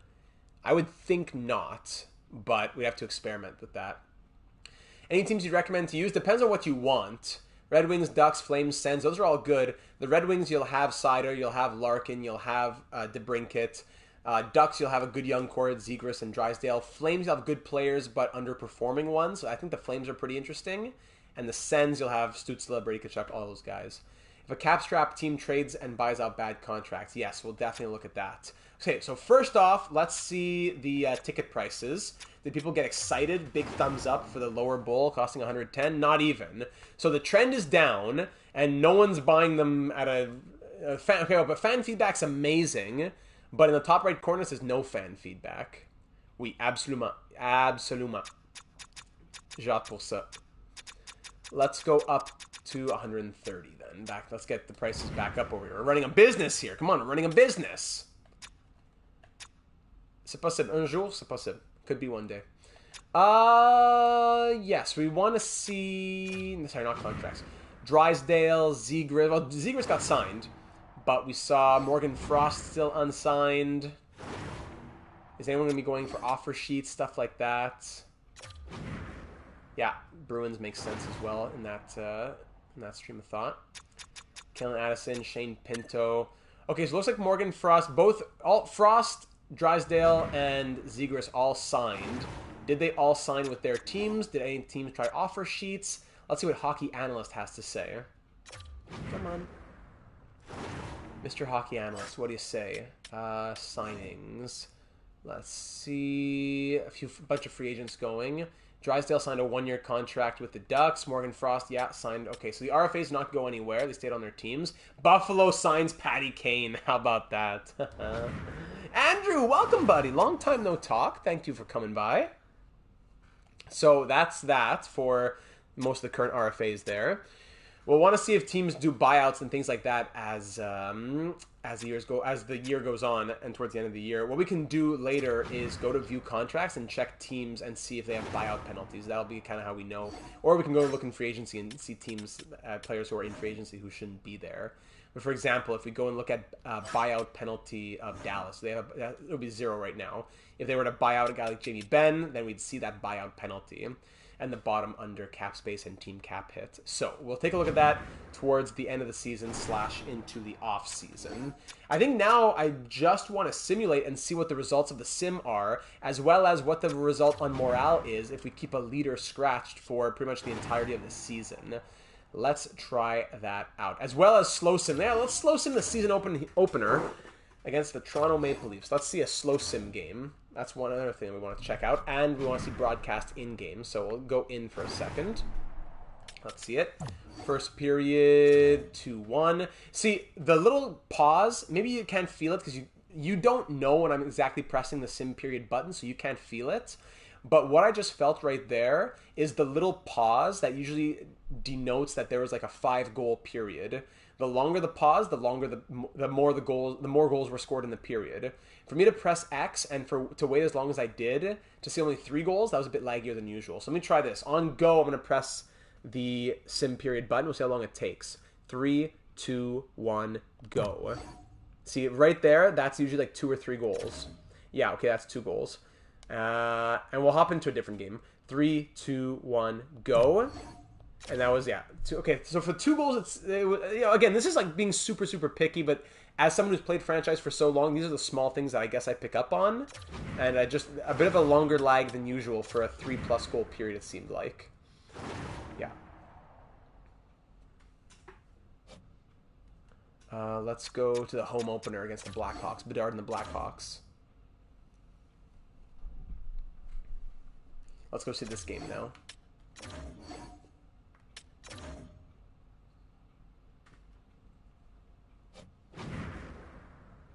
Crazy, these little things you notice, eh? 3, 2, 1, go. That should be a 1-goal period or none. Okay, there you go. 3, 2, 1, go. That should be like 3 or 4 goals. Only 1. Ooh, okay, that was a bit of a wait. Cole Caulfield scores the lone goal. All right, let's see this third period at ×8 speed. We'll hop in to see the end of it, no matter what, just to see the home opener and to see how things look in broadcast and with hopefully full replay and all that. Not condensed. I have not seen that. Final couple minutes. Let's hop in now. Ooh, falling snow. How beautiful. Let's go log on to the coach. What did we want to see here, ladies and gentlemen? Did we say we want to see broadcast or is it true broadcast? Which one do we want to experiment with? Visual settings. Actually, for volume, let me turn down the commentary as well. I forget what I keep it at. Let me try 3 on 10 for crowd and commentary. Everything else a bit lower as well, just so it doesn't overtake me too much. We can experiment with what works. Whatever. Broadcast settings now. No problem, Nate. Thanks for being here, buddy. Hey. Visuals. So we wanted to do broadcast or true broadcast. Which was the one that we wanted to see? True broadcast legacy. Ooh, that's 3 of them. I don't understand. I get easily the best team in the ancient things. Yeah. Class. Tales old as time, my friend. Tales old as time. We've all been there. It's not the overall. It's the sim ability. Yeah? What had Brian said here? Lathan, welcome to the stream, my friend. Thanks for joining us this evening. We're just looking through everything here in franchise mode. What did Brian say? Which mode did we want here? Let me just scroll up. There's like 3 different broadcasts here. The broadcast view, he said. The broadcast view. BVW, welcome back. Try to win the Stanley Cup and then sim to the next season to see if they raise banners. That I'd be shocked. So true broadcast, or broadcast legacy. True broadcast legacy. I'm not sure which one's which. So I'll start with true broadcast. I'm not sure what we're looking for exactly. Mr. Ratu, thank you for joining us. It was a pleasure, and looking forward to seeing you in the comments for NHL 24, my friend. Thank you for joining us for the live stream this evening. Have yourself a great rest of your night. As we get into this simulation of the Canadiens and the Blackhawks here, at least the booting up of the game seems to be a bit quicker. At least to get to a full bar. But we're still waiting for it to start. Let me know about the volume as well. We're going to experiment with the volume. If the volume's too high, let me know.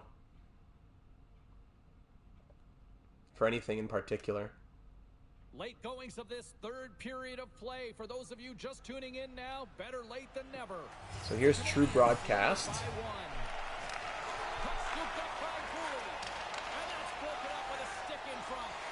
You see their energy under them at all times. Okay. Pressure, great shots. Exit the zone. Now it gets dumped in. Pressure starts with the Canadiens, or only once they touch the puck, probably, eh? Yeah, okay, makes sense. Hall enters the zone, loses it. Pressure does not change, okay. Bonne nuit, mon ami. Bonne soirée. Thanks for being here. So nothing really changes here, eh? Just energy is changing underneath. Yeah, no more Ray Ferraro. Last 2 seconds. Almost hit the net. We still can hit the net from behind the blue line. Okay. Let me know if anything was too loud there. The goal horn might be too loud.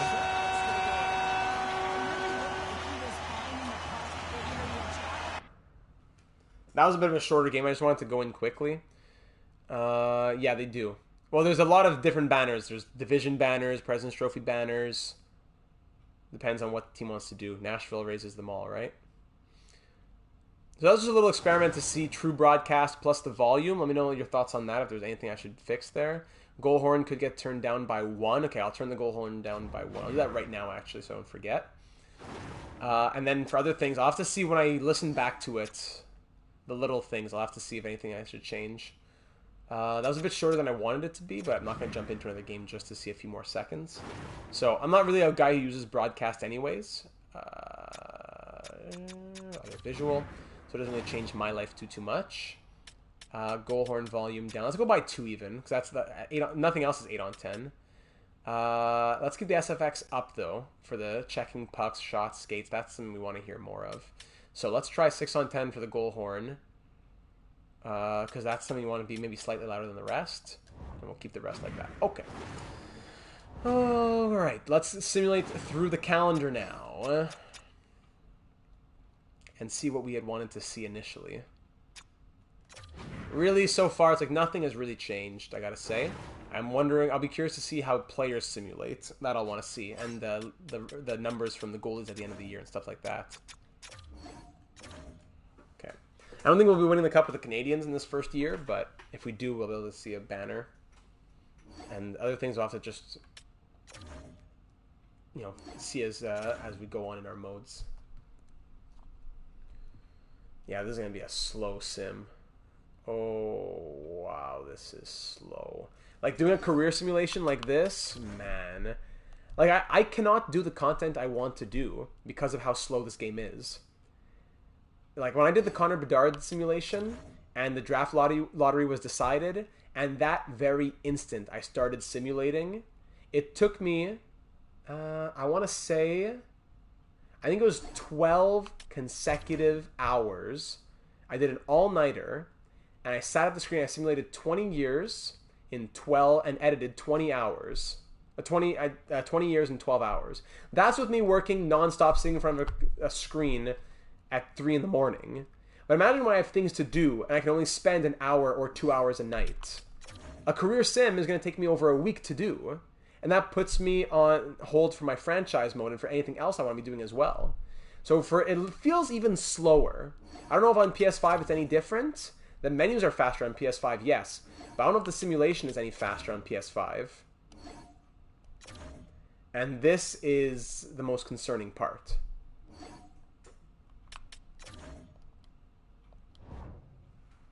Let me pause here for that. I keep saying best lines, but I forgot that I want to keep Monahan out of the lineup.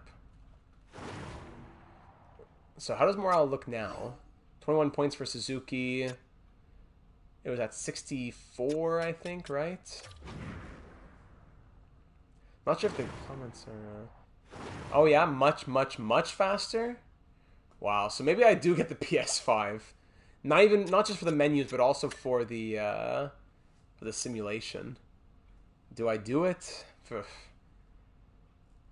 Yeah, franchise Hockey Manager is a great game too. That'll be the next thing we donate for, I suppose. The next fundraiser. I gotta do more fundraisers than just one per year, I guess. So Monahan, now the chemistry up to 69%. Cut time in half. Oh, that's tempting. That's tempting.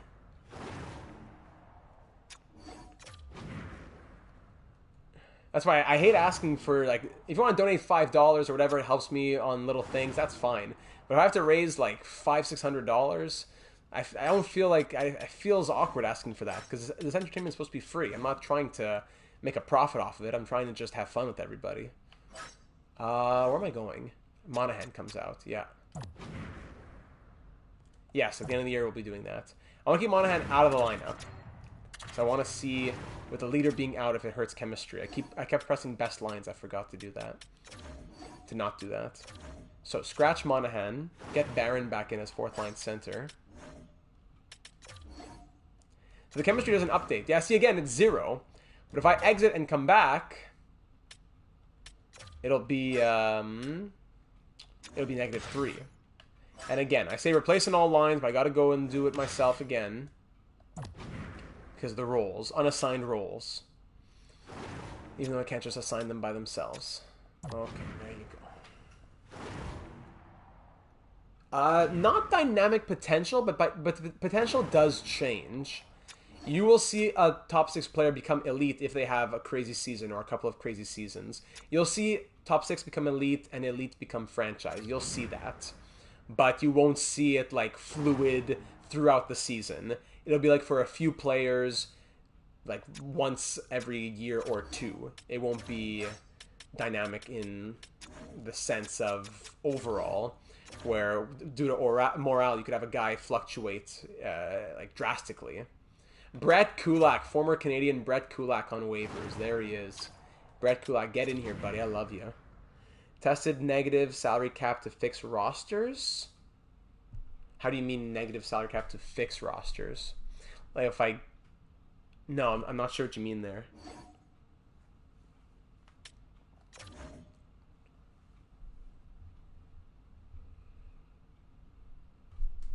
$12, 6, and 3. The Canadians look hot. Overall thoughts so far, not too great, I gotta say.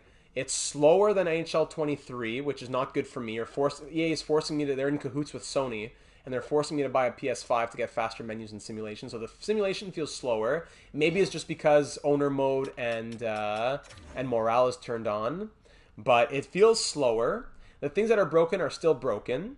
And the things that are fixed, supposedly, are things that we won't be able to see until deeper into the franchise mode, which is great, but I don't see it in a 1, 2, 3 year mode. I would see it teams getting goalies, teams using buyouts and things like that over multiple seasons. So we'll see in the off season, but for right now, all the changes that have been made are ones that haven't really applied to what we're doing so far right here. Being able to fix it without getting assistant GM to fix roster. Oh, then no, IR and LTR do not exist. Like going over the salary cap when players come back from injury. Oh, yes. So I have not been able to test that because the Canadian situation doesn't really work for that with their salary cap situation, but that has been one thing that has been said is fixed. So I believe them on that. I look forward to using it when I'm in that situation with a team close to the salary cap, but I don't want to exit, start a new mode, do a different team and all that just to experiment. Because already it's frustrating enough, man. It's frustrating enough with this thing. It's so slow. Makes no sense why they don't adopt the same company. That's it. EA, FIFA, and NHL, same company. Yeah, this is with the slider at 50 on 100. This is why I don't play with 50 on 100. And there's all kinds of little injuries as well, playable injuries that are happening. Is Yager in 24? He should be in Kladno, yeah, Kladno. We'll take a look at some players and potentials later on.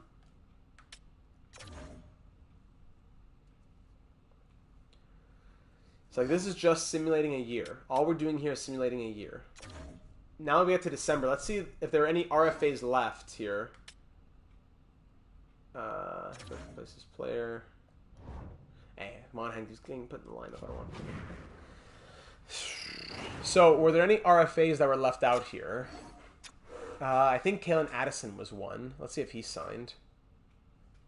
Yeah, we'll check that out later on. There's a bunch of good prospects we'll want to know more about. So Addison on the Wild, did he get signed, for example? Or did he get left as an RFA? Yeah, so Kalen Addison, there you go. A good RFA being left as an RFA. And the team did not utilize buyouts or trades to make the cap room for him. Yep, there you go. Not a good sign. Especially when they had players on the block, but they're not making trades. Teams don't make trades at random points in the year. It's like it's only at the trade deadline that trades happen. Have any trades happened at all this season even? None. There you go. No trades happen except at the deadline.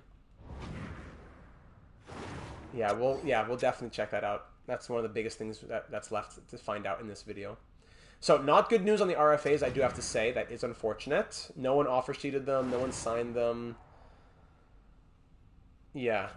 Did not... Like, they'll sign their RFAs if they have the money, I suppose. But... Hope the lack of changes means a huge rework is coming in the next few years. Yeah.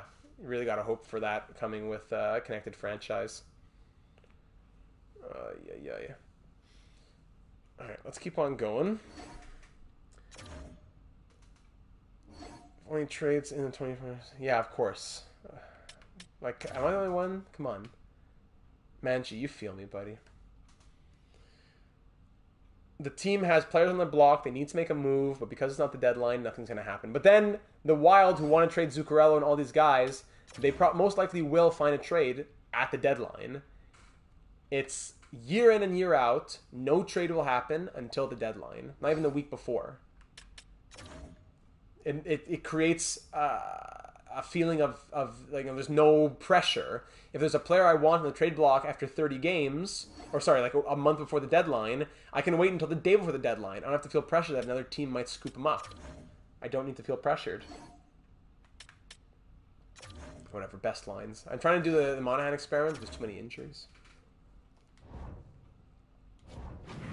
What happens if I go to morale now? Gallagher, individual performance. There's so many things that pop up. I have to think that it's slower because of morale and owner mode, but still. Yeah, I feel you. Morale up to 70% now. Oh, hold on. Did it work? No, it didn't. Okay, so Gallagher went from being a presence to being a leader, and Monahan is still a leader, despite being scratched for a little bit and all that. He didn't have any... yeah, it's true. We haven't had any morale conversations. No morale meetings have taken place.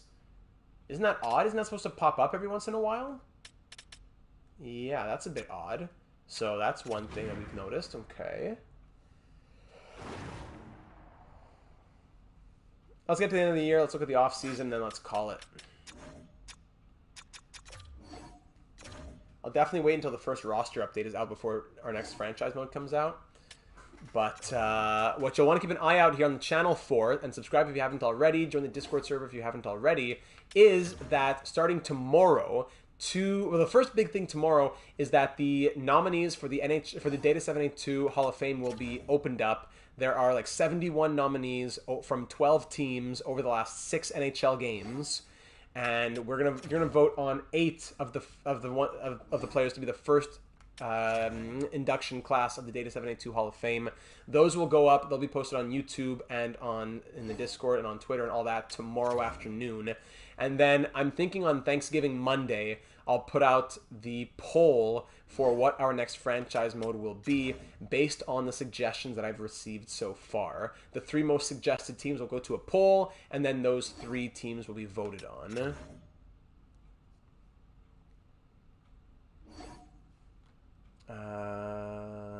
Again, so many injuries. See, just goes to show why I never play with injuries this high. Wife wants to watch the last, so I'm hopping out. Ah, no problem. Looking forward to more content, and we'll watch the rest on YouTube. Have a good night. Buddy, enjoy Lasso. Good decision to listen to the wife, and I wish you the most wonderful of Saturday evenings. We'll talk soon. Thanks for being here, my friend. We're at 27, 20, and 6 at 53 games. Now, as we get closer to the deadline, maybe a trade might happen closer to the deadline here. But I'm not counting on it. Big love. Well, stop closer to the deadline. But I'm not counting on seeing that any change has been made.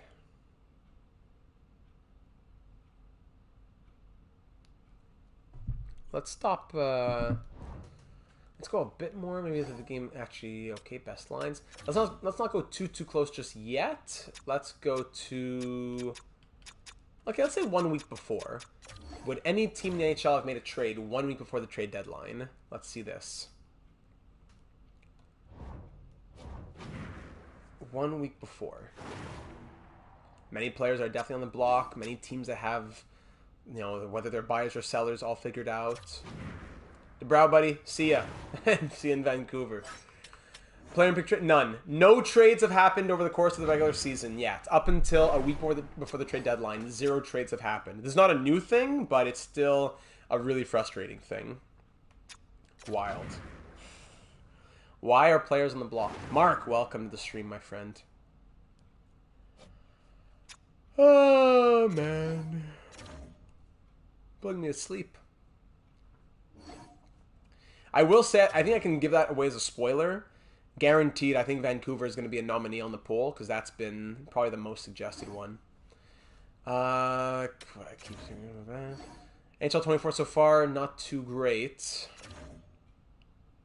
Not that it's not good, but like nothing really. It's NHL 23. It's still NHL 23, just a darker background. The bigger changes hasn't really been ones that we can see yet, even. Everyone gets injured so often. Alright, so here at the deadline, let's say we're conservative buyers. And let's say we enter the trade deadline. Oh my goodness. Come on, there you go. So, still the same type of thing. Available. The clock ticks. Clock ticks still nice and slow. All these screens are available to you. Gives you the point leaders at the bottom. So, yeah, nothing really changed for me there. Top 10 players available. NHL 22 with developing X Factors. That's it. So all the things that are cool are things we won't see yet. Qualifying offers including a price now. X Factors being developed and added and taken away. Teams having better AI decisions for filling its team 10 years into a mode, etc., etc., etc. We're not going to be seeing that yet. So the first trade of the season happens, as you saw, it went across the bottom of the screen there. First trade of the whole season. Yeah, Preds and Blues have been suggested. I gotta say, a lot of the suggestions are Western Conference teams. Vancouver, St. Louis, Nashville, Winnipeg.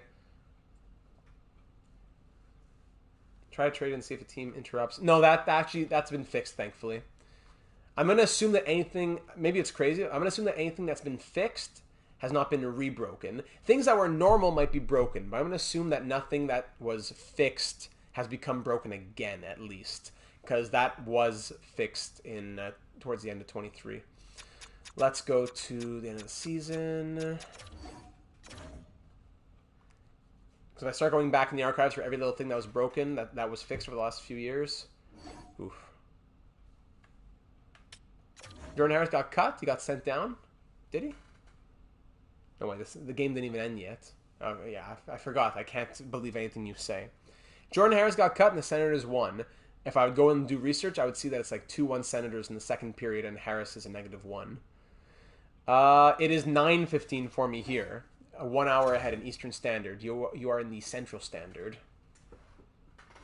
Kansas City. We have a pretty good record here. We're looking good.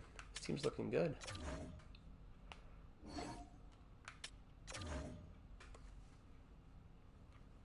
$35, 28, and 6. I think the Canadiens make the playoffs. And if we make the playoffs, I'm going to try running like whatever the lowest rated goalie in our system is. I'm going to try running that, or even one of our unsigned. Yeah, they're for an experimentation, for an experiment. I'm going to sign an unsigned prospect to be our goalie and see how he performs, number one. And number two, see if it eats up a year on his contract, even though it shouldn't, since we're signing him in the playoffs. Correct? Am I correct in thinking that? If a prospect gets signed to an entry-level deal in the playoffs, it doesn't use one of their years? I believe that's the case.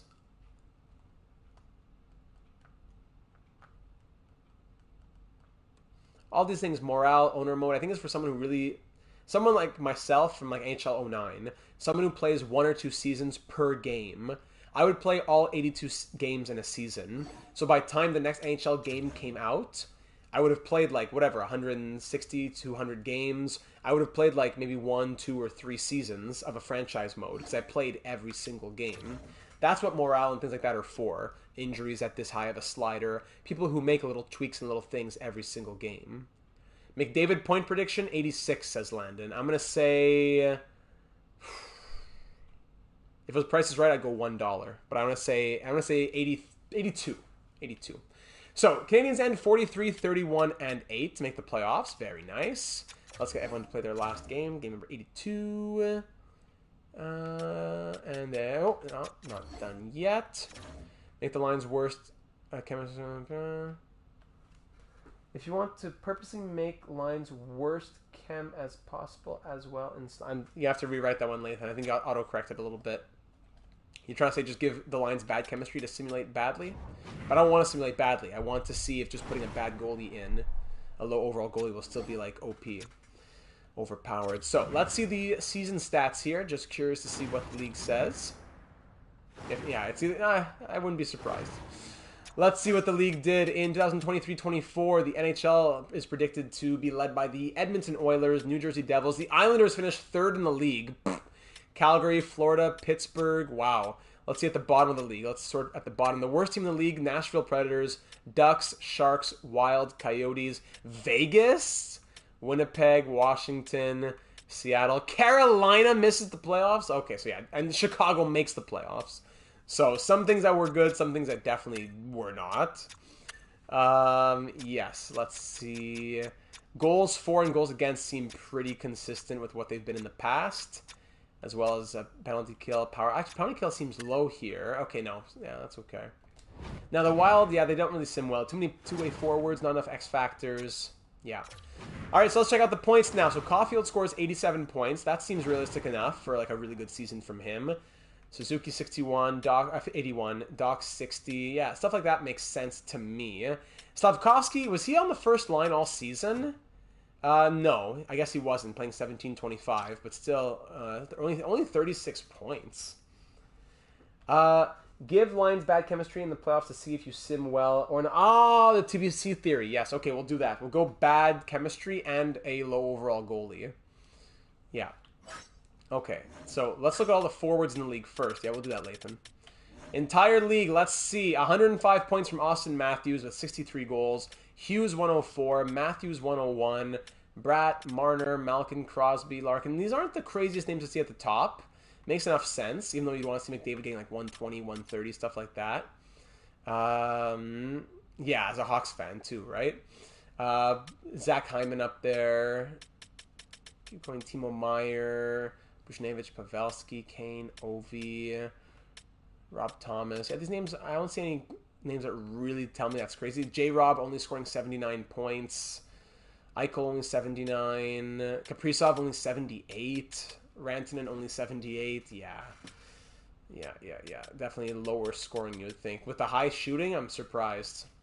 Let's see the goalies now. The goalies. Here we go. Goalies.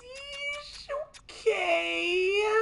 So the best goalie in the NHL, save percentage-wise, the best starter in the NHL for save percentage had a 927. Okay, so Sorokin's numbers make sense. Markstrom, Skinner. Okay, these numbers make sense. But what doesn't make sense is who's getting them. Skinner at an 84. Korpisalo at an 84. Blackwood at an 83. Meanwhile, we're going to have, let's see here at the bottom, Allmark. It's not so bad, 913. But Vasilevsky at 912 and 2.84, 93 overall. Vasilevsky still can't get a good simulation, it seems like.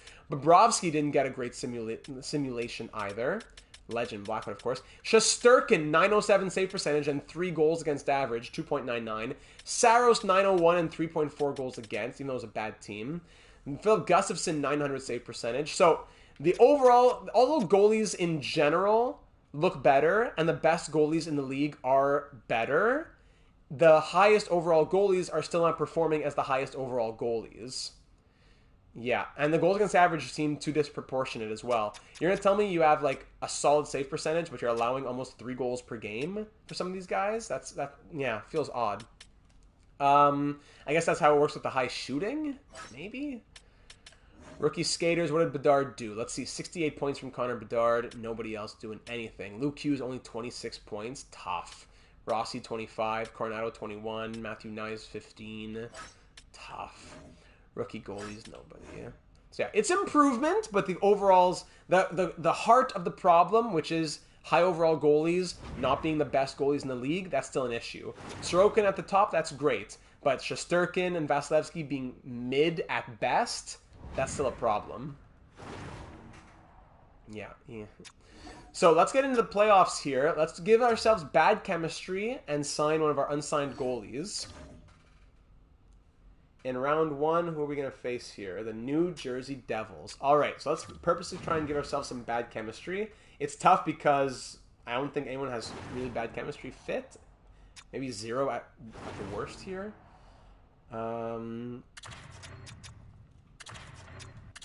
Let's put the Let's split up the X Factor guys for sure. I want X's here. I want to see X's. Here, Newhook, Pinard, and can I get a negative here? Doesn't look like it, eh? Okay, so we'll keep Gallagher, or even Armia.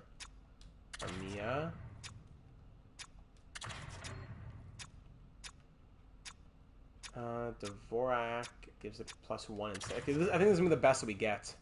Vasi, buddy, I'm glad you're in here. Vasi, go to the Discord server. You got to join the Fantasy Hockey League, buddy. We're drafting tomorrow.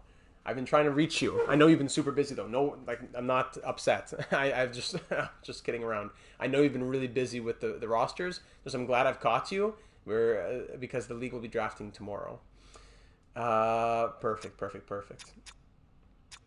Can we get negatives here? No. Okay, so we'll go +1 just on the second line. Defense, let's see here. No worries. That's what I expected. Plus, I know how busy you are. -2 there is good. Actually, a 0s might be better.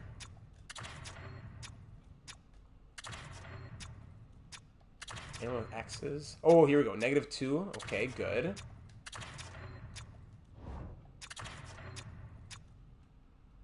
Okay, we'll stay with this. -2 there. And for the goaltending, the draft is at 3:30 p.m. Eastern for Div 2. Div 2 of the Fantasy Hockey League, yeah, Div 1 will be on Monday night, but Div 2, the draft that you're a part of tomorrow, is 3:30 p.m. Eastern. So if I go to contract and sign an unsigned goalie,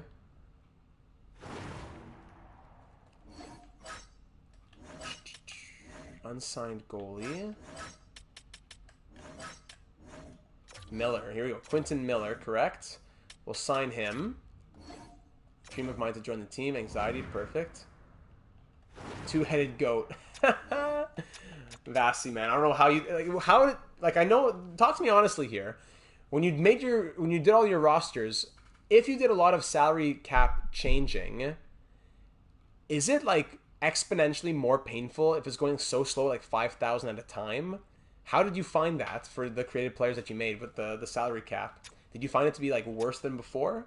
Because I'm already dreading anything that I'm going to be planning on doing. Saxophone, no. I play drums, though. No saxophone. Let's go here. Let's get Quentin Miller up in the NHL. And then let's sim the playoffs and see how they do. Goalies. Even prices here. Actually, was he Miller already? Where's Quentin? He's in the juniors because he's from a junior league. You can't even do it. Okay, so we're calling up Carey Price then. The experiment still works. Carey Price is a goalie with high poise. So let's see if the poise will be what gets them through. Despite a 70 overall with high poise, let's see how that player does in the postseason with a lineup with bad chemistry.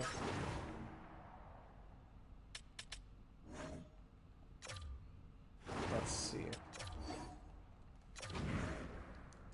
Price. I want the team to perform well, though, or at least try to perform well. Can I not put up someone else? Yeah, like, let's try to get the Bork on the first line, maybe.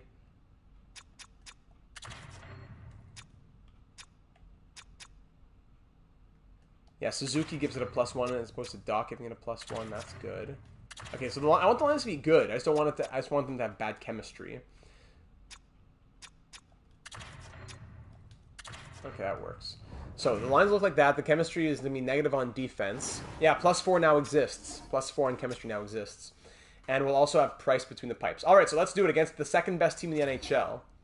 That I don't know, but I would assume so.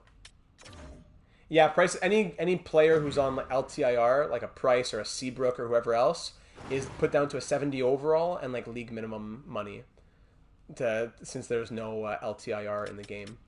First period, 4-1 Canadians. Okay. Second period, 5-1. Third period, 5-2. So Price makes 26 saves on 28 shots as a 70 overall, and the Canadians win with limited chemistry help and mild concussion for Suzuki.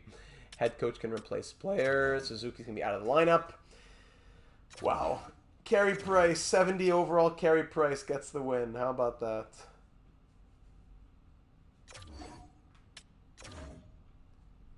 Let's sim game 2. Heath, buddy, no worries. You can go back and watch it anytime. Thank you for joining in at all. First period, 1-1. Second period, 2-1. They put Montembeault back in. I forgot auto goalie rotate is turned on. We lose 3-1. Of course we lose 3-1. Where's Carey? Sorry about that, ladies and gentlemen. And then Gustav Lindstrom's sprained ankle. Everyone's hurt all the time. Oh my goodness, head coach replace. I would not be able to play a full season at 50 on 50. So frustrating. Now Suzuki's back. Samuel Montembeault. Yeah, that's true. There's realism there.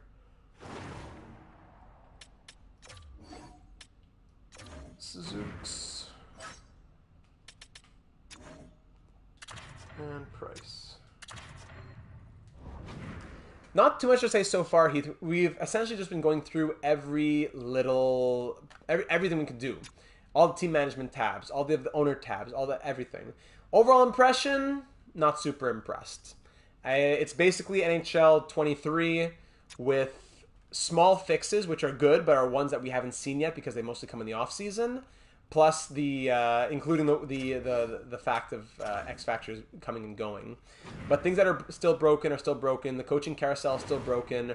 Teams still won't retain salary on trades. That's still broken. Teams don't even trade with each other until the trade deadline. That's still broken. So that's unfortunate. First period, yeah, it's on PS4. 2-1. Second period, 3-2. Third period, 4-2 win. Carey Price makes 38 saves on 40 shots. 70 overall Carey Price. Oh my goodness. Goes to show. It just means nothing. And Montembeault has a broken toe. Why was Montembeault even there? Price was starting. Unless I didn't... Was Montembeault starting that game? Did I not see that? Oh my goodness. No, I would... If I was just the average guy, I would wait until Christmas at the very earliest. I don't say that to be mean in any way. It's just from my personal experience. No, Carey Price was in for that one. How'd he broke his toe? He didn't even play. Did Montembeault even play? I guess he did. Price was injured for a minute, I suppose. Stubbed his toe on the bench. Somebody in the locker room after the game. So Price has a .942 save percentage through 2 postseason starts. A 70 overall. His poison's even high. It's at 70. Crazy. It's great. So what's the secret? What is the secret, right? Is it agility? Is it speed? What's the secret? We'll call up Primo here, I guess. All the offline modes are the same. Yeah. I need at the very least, I would need the rosters be fixed. Price, because it's on LTIR. Any player on LTIR will be put lower than... will be put at 70 overall. Brent Seabrook, Brian Little, Carey Price, Michael Furland, all these guys have always been down to 70 overall as soon as they get put on LTIR. Excuse me. Perfect, Vasi. Perfect. I need to develop an X Factor. I love Val best lines. Yeah, for sure, but come on, the Devils were the second best team in the NHL, and to lose is one thing, but Carey Price is shutting them down as a 70 overall. That's what we're saying. Goalie overall still make no sense. Come on. There you go. Syntax game, hold on, let me get Price back in again now. This is real. Oh, Alice on Phillies at 35? 35 overall? No, that's edited then. He would be 70 overall. No player has ever been put as a 70. No NHL player on LTIR. I've never seen anyone put lower than 70. Carey Price. You know, excuse me. You know what? I'm just going to turn auto goalie rotate off. I'm going to do this way too many times. Got the hiccups now. Definitely not 35 though. If anything, it would be like 50, right? 35, no way. 30 isn't. I thought 36 was the lowest that a player could go. Auto goalie rotate off. Let's keep Price in there. All right, let's keep on going for Carey Price. Carey.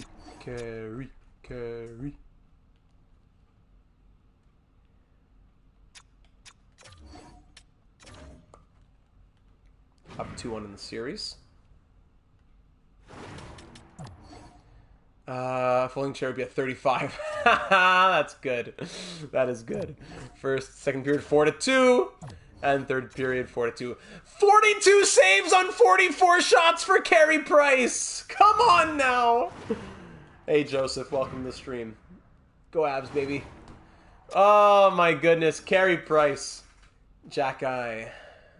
Do head coach replace him?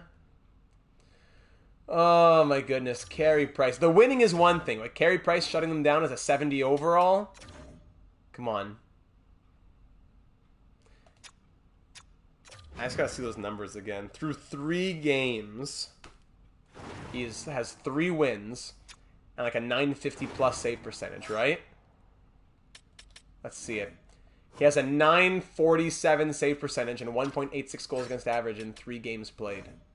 70 overall. -3 on the top pair. Savard and Elinen. Elinen was only a -1, playing over 18 minutes as a top pair defenseman. A shameful display. Yeah, at this point, Price is going to have max trade value. Yeah, but come on, Gen Z. You got to be on my side here. You got to be on my side. Aiden Hill was an 82 overall backup. We're talking about the lowest overall that an NHL player gets, pretty much. 70 overall. That's worse than an AHL backup. You're going to tell me that it makes sense in any realm of realism? Forget that it's Carey Price. Just think that it's a 70 overall with 80 for all these attributes. Not 88s, not 90s, 80. He didn't even play in Laval because they have Primo. First period, 2-1 Devils. Second period, 3-2. All right, looks a bit more realistic. And third period, 3-2. All right, so still only 3 goals on 41 shots. 3 goals on 41 shots against a 70 overall.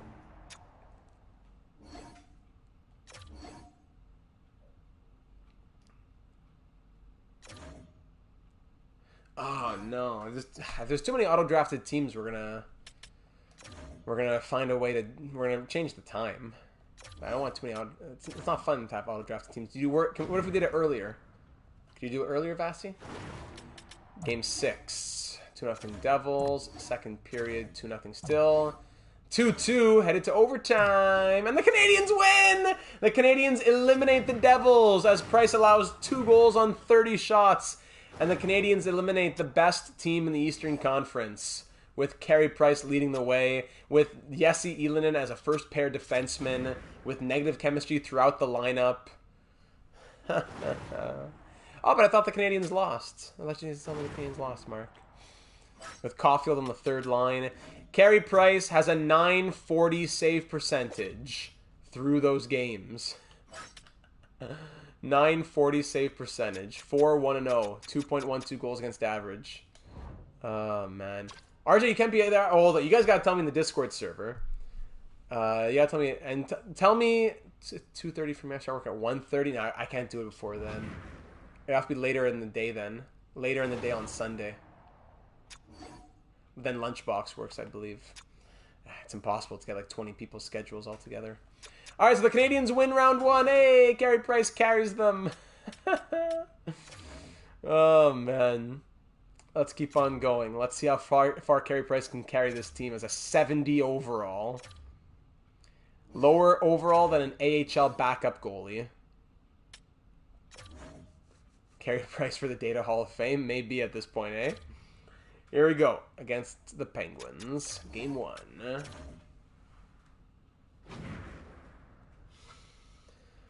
Game 1. First period. Okay, 3-0 Penguins. Ah, why is it Montembeault? Why Montembeault? Of course Montembeault's going to allow 5 goals. It's because I said assistant GM best roster. I didn't know that would change the lines too. I don't think so. Mr. Brian Michaelak, I don't think so. We'll check it out if we get there, but I would be 1,000% shocked.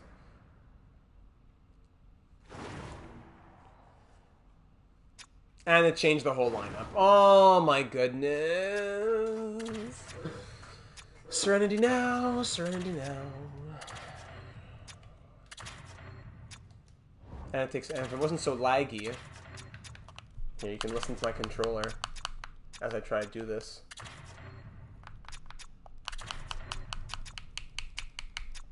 There you go.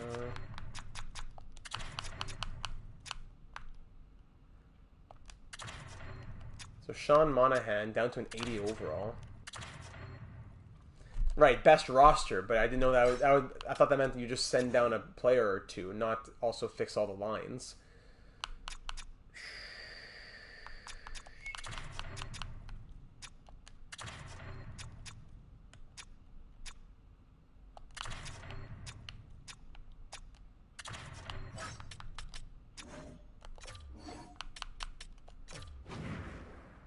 Yeah, no need for the chair, just go for the PlayStation 5. Maybe, eh? Maybe I could do it. Maybe I could swing it if I really try to keep saving. It's not like I spend much on the channel, but mindfulness. Oh, man. It's not like I spend that much on the channel, but at the same time, it's not like a ton comes in either, and neither am I asking for a ton to come in. I don't want people to be spending their paychecks on free entertainment. It's free. Whatever people give is out of the goodness of their hearts for the channel to improve, but to say I want to raise like $500, sheesh. Alright, so Price backed up by Primo.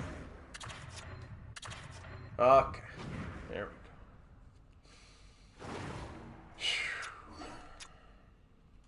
This is the type of team you always lose to in franchise sims. Absolutely. Alright, we lost game 1 5-2 because Price wasn't in net. Let's see what happens when Price is back in now. Baked goods if I get a new system? Oh, boy. How do I say no to that, eh? Now I'm really considering it. Remind me, is it Julie? It's been a long time. But I know the baked goods are worth it. 2-0 Penguins after 20. Second period 3-2. Third period 3-3. Overtime. Penguins lose. 3 goals on 39 shots. Price makes 36 saves. The 70 overall continues to ride. Let's keep on going. You know what? I'm gonna turn injuries off too. I don't want to keep stopping and changing the roster. I'm trying to do an experiment here. In the real world, DeSmith got traded away to Vancouver in the Tanner Pearson trade. Rules. Injuries off. I just want to do this experiment and call it an episode here to the offseason. That's it. Lizzie, yes. I think maybe it's Lunchbox's wife, who's Julie then. Someone's wife is named Julie. Lizzie. I got the E at the end, right? Lizzie. I won't forget now. Thank you, Lizzie. Your baked goods are second to none. Let's sim this one now after a big win there in game 2. First period, 1-0 for the Penguins. Second period, 2-2. Third period, 4-3. Price allows 4 on 39. Still not too crazy. Do the draft here too? You mean like... yeah, we'll do the draft, but that should be quick. I doubt anything's any different there. All I care about is the price of save percentage, not just the wins. I care about the save percentage.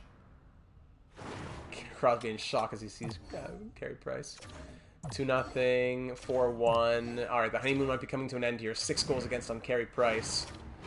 But technically that's an outlier right now. You would think that's the norm against a player who's 70 overall, against Crosby, Malkin, Carlson, all these guys. But technically that's an outlier right now. Year 1 draft class, yeah. Depends on how well the generated prospects were, how good they were. First, second period, there you go. Almost, I thought a shutout through 2 periods, but then 2 power play goals, Crosby and Malkin, and the Penguins eliminate the Canadians. All right, so there's that experiment. They pull the old EA picks for players that retire and become... Sorry, in offseason, can you see if they pull old EA picks, old EA picks for players that retire and become coaches? How do you mean there? Like the ones that typically become coaches, you mean? So the Canadians end up losing, but the experiment, I think, was a success. This team went further than it should have with a team with low chemistry or no chemistry. And then on these... Oh, the old pictures. Yes. I'll check that out. That's a good one. But then on defense, we had negative chemistry, and we did pretty well here. Old pictures. Gotcha. Sorry. Yep. And yeah, Suzuki still got 13 points with less ice time than he was getting before. Caulfield didn't do too hot. There was only 5 points. But goalies, Carey Price ended up with a .914 save percentage. Really good numbers and really bad numbers that evened out to this. But still, as a 70 overall, way better than it should have been with AHL starter potential. Not even listed as an AHL backup, listed as an other goalie. Yeah? Check to see if they raise a banner for winning the first round. No, I doubt that. There'd be a banner for winning the first round. Okay, so now let's sim to the draft. Let's do that. A few last things to check out. We'll do the draft. We'll do maybe a couple of draft interviews. We'll check out retired players who become coaches. Look at their picture. We'll see how RFAs work. Dallas Stars win the cup. There you go, Landon. Dallas Stars win the cup. Vegas jumping 6-1. Philly from 12-2 in the draft class. Woo. Failed. The team store didn't make it. I can't give you your $40,000. You failed. How sad.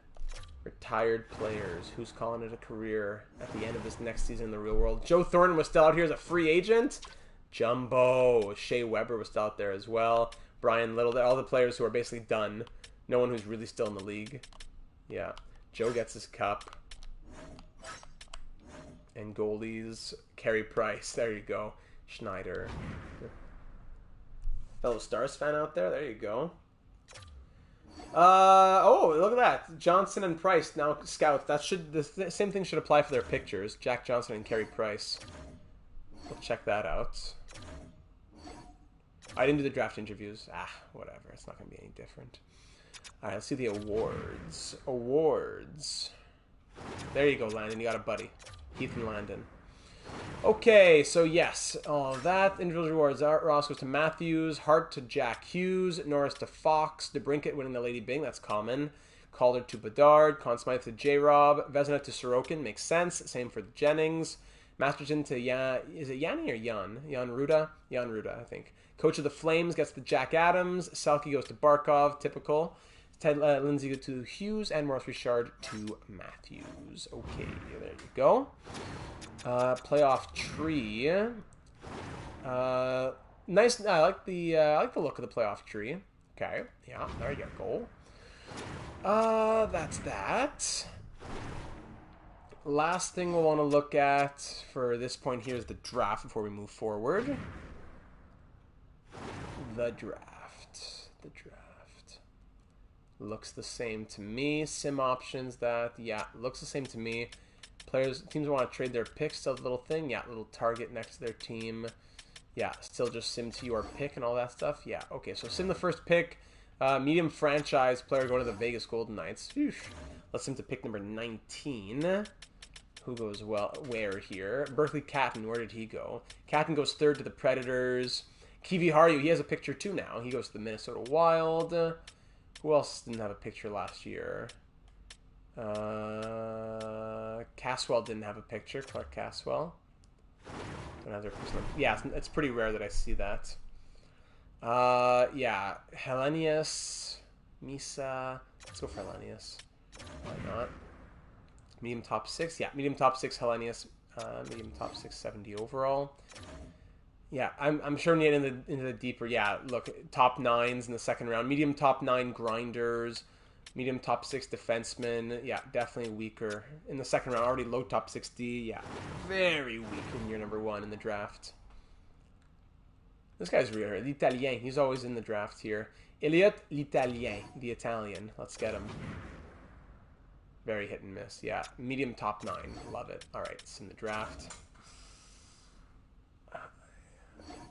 Oh, you know what I saw? Actually, I can't go back and show you now. Look quickly or pause when I click OK. It said offer declined for Kalen Addison. So the Wild have been offering him something. Now it tells you when a player has declined an offer. Free agent news, it said that, well, I'll be curious to see where Kalen Addison goes. Hashtag offer declined. So that's something new, I think. Owen Power finally got one, but Luke Hughes doesn't. Yeah, Celebrini isn't even in the game. Yes, Celebrini won't be in the game. But, right? Where does he play against Celebrini? But yeah, Power finally getting one is good, but Luke Hughes still without one. Gotta go to the one more day. Advance to the re-sign phase. Now, let's see. Now, supposedly one of the new additions here was that you could see how much a qualifying offer would be for an RFA in the re-sign phase. I guess he's still in the USHL here. Anyone develop X factors? We'll find out at the end of the season. Probably at the start of next season. But I'll check it out now. So, Baron, if I... Oh, okay. So I can offer him a contract, which is the same as always. But now instead of clicking qualify, it'll be qualify and the cost of qualifying him if he accepts that offer. So at least that's good. That's a nice addition. I like that. That's something new that we can say, yes, we saw it. It's there. Stamp of approval. There you go. So that's one thing that's new. That's nice. Any new X Factors from Caulfield or Suzuki? Yes! Okay, so Caulfield does get the... okay, even Suzuki. Anybody else in the Canadians? No one else was good enough for it? No. So Caulfield had 3 silver. Now he has 1 gold and 4 silver. While Suzuki had 2 or 3, and now he has 5 silver. All right, very good, very good. But what I want to see is, like, who gets them? Like, are there a bunch of, like, mid 80 overalls who have them? Or is it... Come on. I didn't press Assign Scout. I pressed Player Search. And I went to Player Search. Good. If I just search the entire NHL... Actually, let's go to, like, players who are, like, 85 overall and up. Oops. Okay, any forward then, I guess. I don't know why I have to choose. Let's say 80 to 85. All players. Oh my goodness.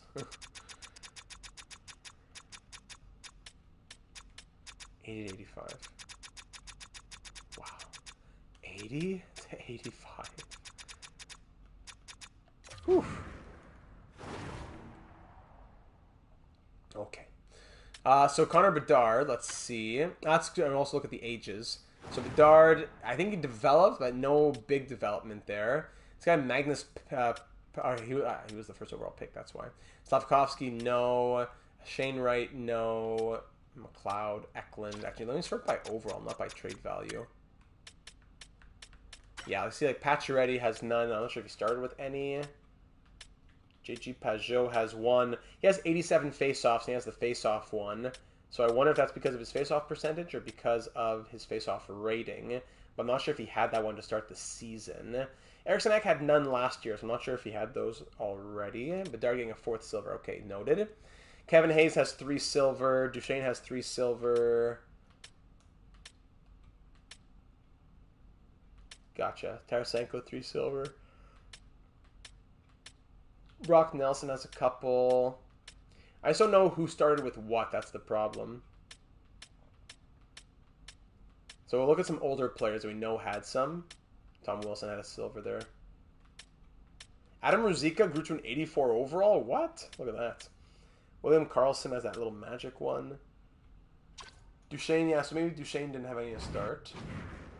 Let's look at the highest overall players, highest overall forwards who are at least like 37, let's say. All forwards who are at least 37. And we'll sort by overall. Okay, so Ovi. Let's see, Ovi, he still has all of his. Malkin still has all of his. Pavelski still has his. Wheeler has none. Not sure if he had any. Oshie, Parise, Perry. I'm not sure if these guys had any to begin with. They probably didn't. So the big guys seem to still have them there. 33. Oh, okay, we'll check 33. RJ Buddy, thanks for being here. Happy Thanksgiving. Appreciate you spending the time. Have yourself a lovely weekend, my friend. Appreciate you. Okay, let's look at 33 since that's when players will start to lose them. Crosby, let's see. Crosby still has them all. Movie, beautiful. Enjoy. Thank you for being here. I'm gonna hold Lizzie to the baked goods, eh? Stamkos, Kopitar. Kopitar, did he have any gold? I'm curious if he had any gold. Now he's 36. Did he have? I don't know. Did he have any gold?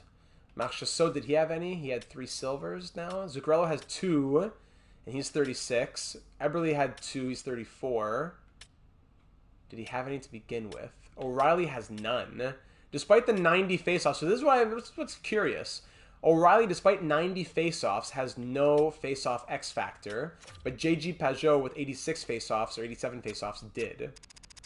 Faceoff percentage this season was 57.89. So, yeah, I'm not sure what gets it then. I'm not sure what gets it. Jamie Benn has 3 silver. I'm not sure if he had how many to begin.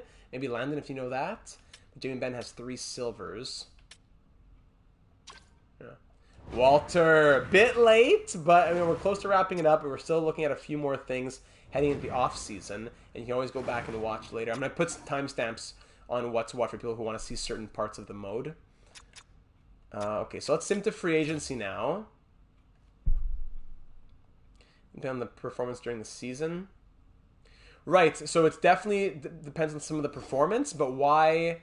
You know, but then also the attributes. Like, why does someone with 86 face-offs and a worse face-off percentage have one, but someone with a better face-off percentage and better face-off attributes not have one? So that's what's kind of confuzzling me, you know? So if we go to higher staff, let's Mr. Brian Mike Black wanted to see this one if he comes back on at a future time and finds it. He wanted to see if players still have their picture when they become a staff member. So here's Clapperton. Clapperton's there, of course he is. Let's see scouts now. Crosby, sorry, not Crosby. Price is now a scout. Carey Price, there he was. Carey Price, it is no picture at all. Okay, so he has to be a coach, and there no one retired and became a coach. So there you go.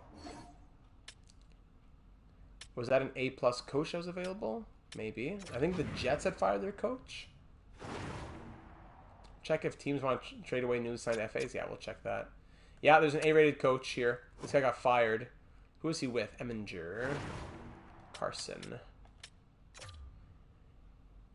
What? The Devils... He went 51... Okay, no, he didn't get fired. It must have been just his contract then. The Devils coach here in free agency. Wow. Because I think the Jets had fired a coach as well. Yeah. Okay, so A+ coach, Devils coach goes to free agency.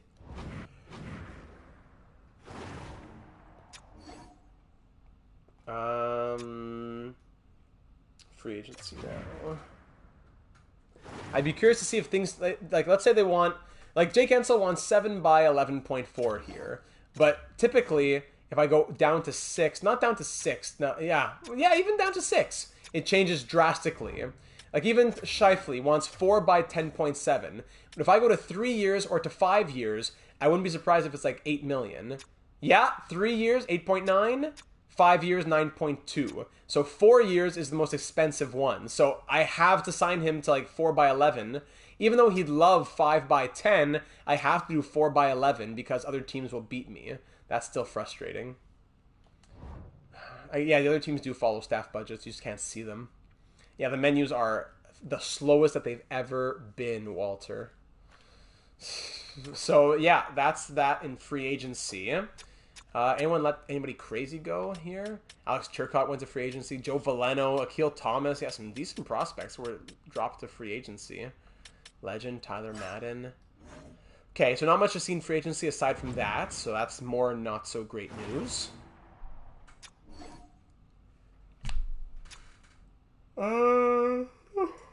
The yawns are coming in. The yawns are getting me now. What was that last thing? So let's advance a few days and see if teams sign free agents. And if they do they immediately put them on the trade block? So let's just take note of a few free agents, and then we look at the trade blocks, we'll recognize their names.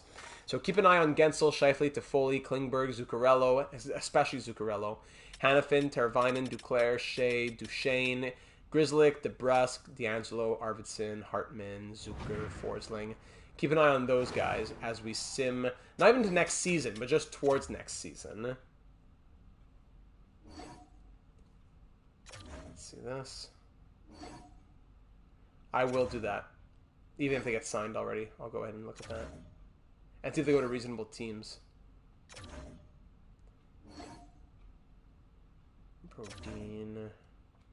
Okay, let's stop simulating here. We have to, it's only July 10th? Wait, felt a lot longer. Decline. Yeah, pretty much 80 to 90% are the same, but they asked for $90 for it. Yeah, well said. Basically, it's a roster update plus new pass system and abuse of pressure systems as well. That's in-game, and out-of-game you got the developing X factors as well. That's about it. Yeah, I hear you, Rock and Pop. I hear you. I'm still hopeful for the future. But I gotta say, it's not as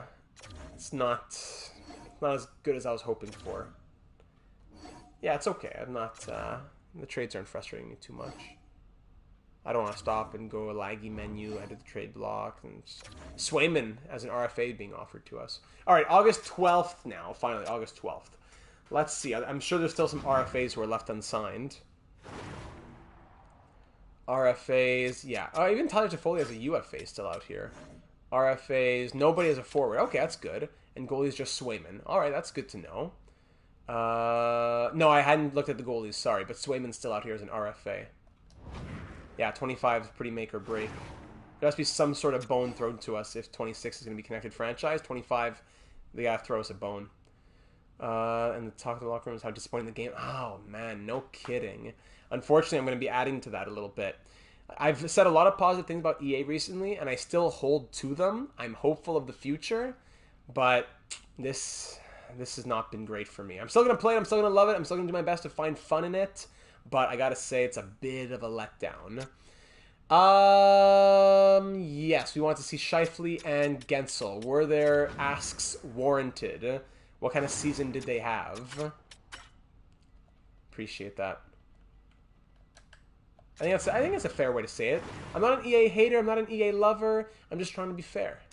Jake Gensel, 90 overall, signed 7 by 9.68. So his demand must come down a little bit when no one was giving him anything. He just came off an 89-point season, so it makes sense why he wanted money like that, I suppose. And then we'll look at Scheifele. Makes the game. All about the locker room speeches. Scheifele, what kind of season did he have, and what did he sign for? He signed 1 year at $7 million, so he waited way too long, and he signed for way cheaper than he would have gotten. So that it's still it doesn't make sense. He wants like $10 million. Nobody gives it to him, and it comes back to him signing for 1 year at way less than what he wanted. The AI does not know how to change its own demands. And he only scored 75 points. You want like $10.5 million for that? Come on. I'd be down, Mark. It's just that, whew, whatever, any game we do would be glitch goals and cross creases, right? Okay, so there's the checking in on Gensel and Scheifele. Was there anything else we wanted to do in the off season? Not really. I guess we'll just see at the start of the season. Do teams want to trade players that they just signed? And does everyone have 2 NHL caliber goalies? I know it's still early in the mode, but if there's problems now, then that's a major issue. Yeah. I remember the good old days. It used to be cross over the blue line and take the slap shot. Then it used to be the cut in from behind the goal line and cut in on your forehand.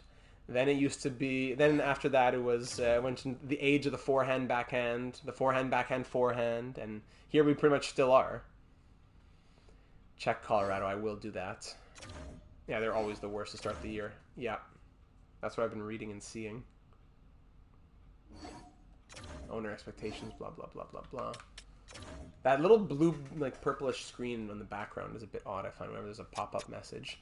Alright, so, yeah, let's propose trade. Let's go see teams, what they have in their trade blocks, and do they have the right contract spots and all that stuff. Okay, so Radko Gudas, Zach Zuccarello, there he is.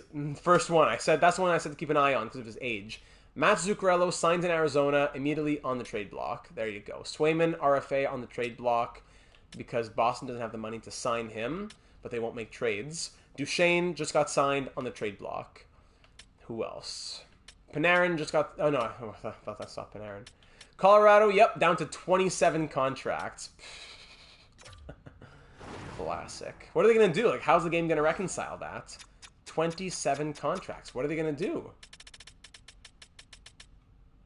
I don't know. You got to make trades. Who else? 40 contracts in Detroit. Oh, only 30 contracts in Florida. Sheesh. With Spencer Knight on the block as well.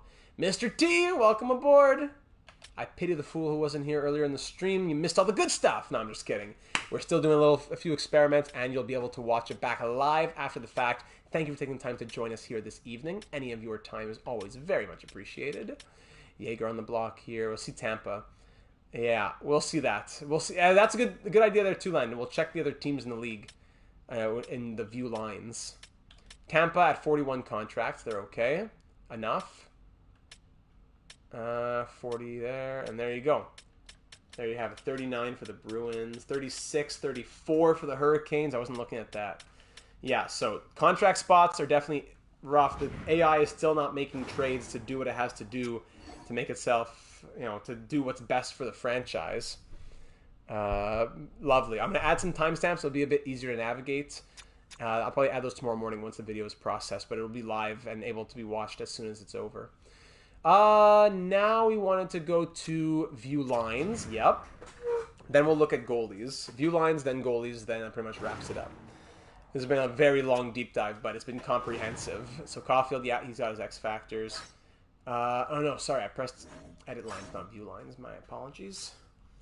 I don't have any idea in the sense of, like, I want this team, but I do know that of the teams that have been suggested so far, the top ones have been, like, the Canucks, the Jets, the Flames, the Preds, the Blues. Those are probably, like, the top 5 that have been suggested so far. Jonathan Toews was, like, an 83, and I was an 86, of course. So, here's the Ducks lineup. So, Leo Carlsson playing 4th line in Anaheim. There you go. That's a first great start to it. Machelli, 84 on the 4th line in Arizona, even though Lawson Krause... Yeah, so 2 84s on the 4th line, but McBain plays on the 2nd line because of his line fit, I suppose. Boston, Buffalo, let's see. Yeah, Middlestat on the 4th line. Let's see. Anybody else? Things that really stand out to us. Athanasiou. Taylor Hall on the 3rd line here. McBain. Logan O'Connor at an 83. Then check lines? Okay, I guess we could do that. I don't think it really changes much. In the preseason, things are changed, but at the beginning of preseason, things don't really change usually. It's usually during the preseason that things change, not well before.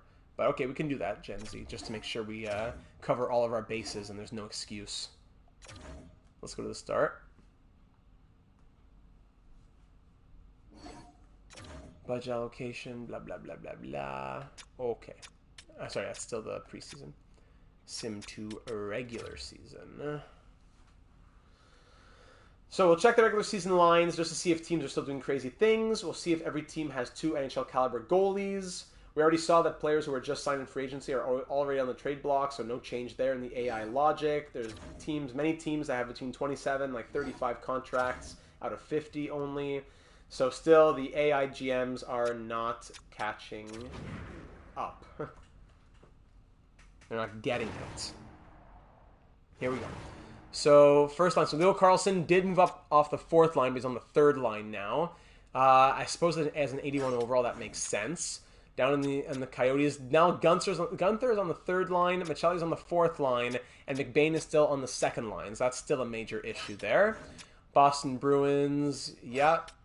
Buffalo, Niederreiter, a lot of 83s. They're strong teams, so I guess that makes sense-ish, but Jost was still playing over Middlestat. 80 over an 83. I'm 100% certain there's no banner being raised for a first-round victory. I would be shocked if there was a Stanley Cup banner going up. There is no banner going up for a first-round victory. Columbus, no. Dallas, nothing too crazy there. Detroit, JT Compher has an 84 on the 3rd line. Okay. Yeah, I don't know if I want to be doing all this roster editing. Hopefully someone has a good roster on PS4. Byfield has an 85 on the 3rd line. I guess that makes sense with the strong team. Minnesota, yeah, Vegas did draft a franchise player. That's fine. Arvidsson and Mantha. Look at all these bottom 6s here. Ooh. Evangelista and Tomasino playing in the top 6 over Arvidsson, Mantha, and JVR, and even Nyquist. Okay. New Jersey has Holtz on the 3rd line. I guess that makes sense. Islanders, Wallstrom playing on the 4th line. Lafreniere on the 3rd line. Silverberg playing over Lafreniere. That's another big one right there. Ottawa, Josh Norris playing on the 3rd line. Pinto playing on the 4th line. Flyers, Pittsburgh. Hey, Kessel's back in Pittsburgh. Look at that. Look at that. That's beautiful. Feel the thrill. DeBrus on the 3rd line. Colton. Okay. Seattle has Hartman down there. Schwartz. Shane Wright as 4th line center. Yeah. St. Louis. Tampa Bay. Okay. Toronto. Okay. Vancouver. Mikheyev on the 3rd line. That's not too bad. Vegas has... Is this the guy that they just drafted? Yeah. This is him, eh? The guy who just got drafted 1st overall, the franchise forward. He's playing 4th line right wing instead of Danton Heinen on the 3rd line. So there's a big problem for Vegas. Washington looks okay. Winnipeg, I guess it's okay. And there you go. Lafreniere's potential. Alexis Lafreniere, son potentiel est medium elite. There you go. Only if you play as Nashville, yeah. Alright, so there are the lines. Now I just want to see, does every team have 2 NHL goalies? Then after that, I think we're good to call it there. It was a huge, very deep of a dive. A very deep of a dive. Yeah, still medium elite. I think that makes sense. To still keep medium elite, but have a lower overall.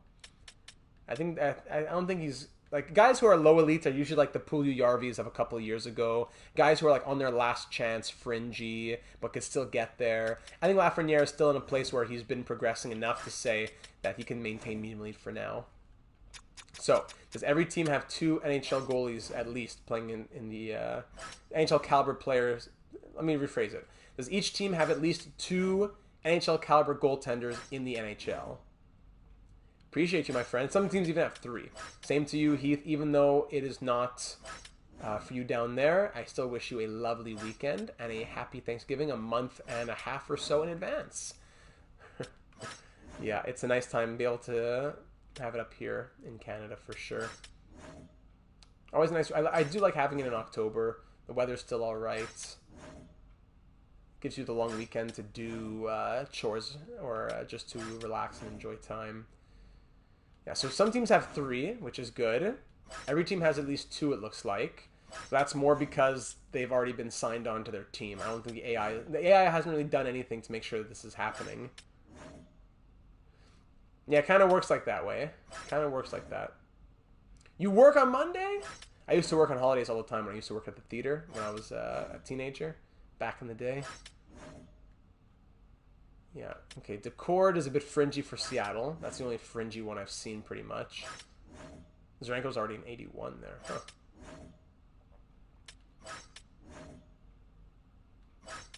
Ryan Elliott signed on. Yeah, 3 in Vegas. And there you go. All right, so all the goalies are good, but I would really want to see how it looks like 5 plus years from now. Probably after Thanksgiving or more. Okay. Well, it's only a 3-day weekend for us. Isn't it like a 4-day weekend for the States usually? So I think that does it, ladies and gentlemen. There is the deepest of deep dives into franchise mode for NHL 24 to figure out once and for all what's broken, what's been broken, what's newly broken, what's fixed, what's still glitched, what's what, heading into our NHL 24 series. If you haven't voted yet, leave a comment on this video or on the Penguins finale video or over on the Discord server, and that will go into what team makes it for the top 3 in the poll, and that poll will be put out on Thanksgiving Monday. Tomorrow afternoon, on Sunday, October the 8th, we'll be opening up the votes for the nominees for the first ever induction class of the Data 782 Hall of Fame. So once again, be subscribed for that, as well as ongoing NHL 24 content, franchise mode, career simulations, and much, much more. It's another year of content. We've been doing it for a few games in a row now, and it's great to be back for another one. Always exciting for a fresh game. Looking forward to the fantasy draft as well, Landon. I'll see you there. A happy Thanksgiving to everybody. Real test to see what the CPU signs or comps is. Yes, absolutely, Gen Z. That's what we'll see later into the franchise mode.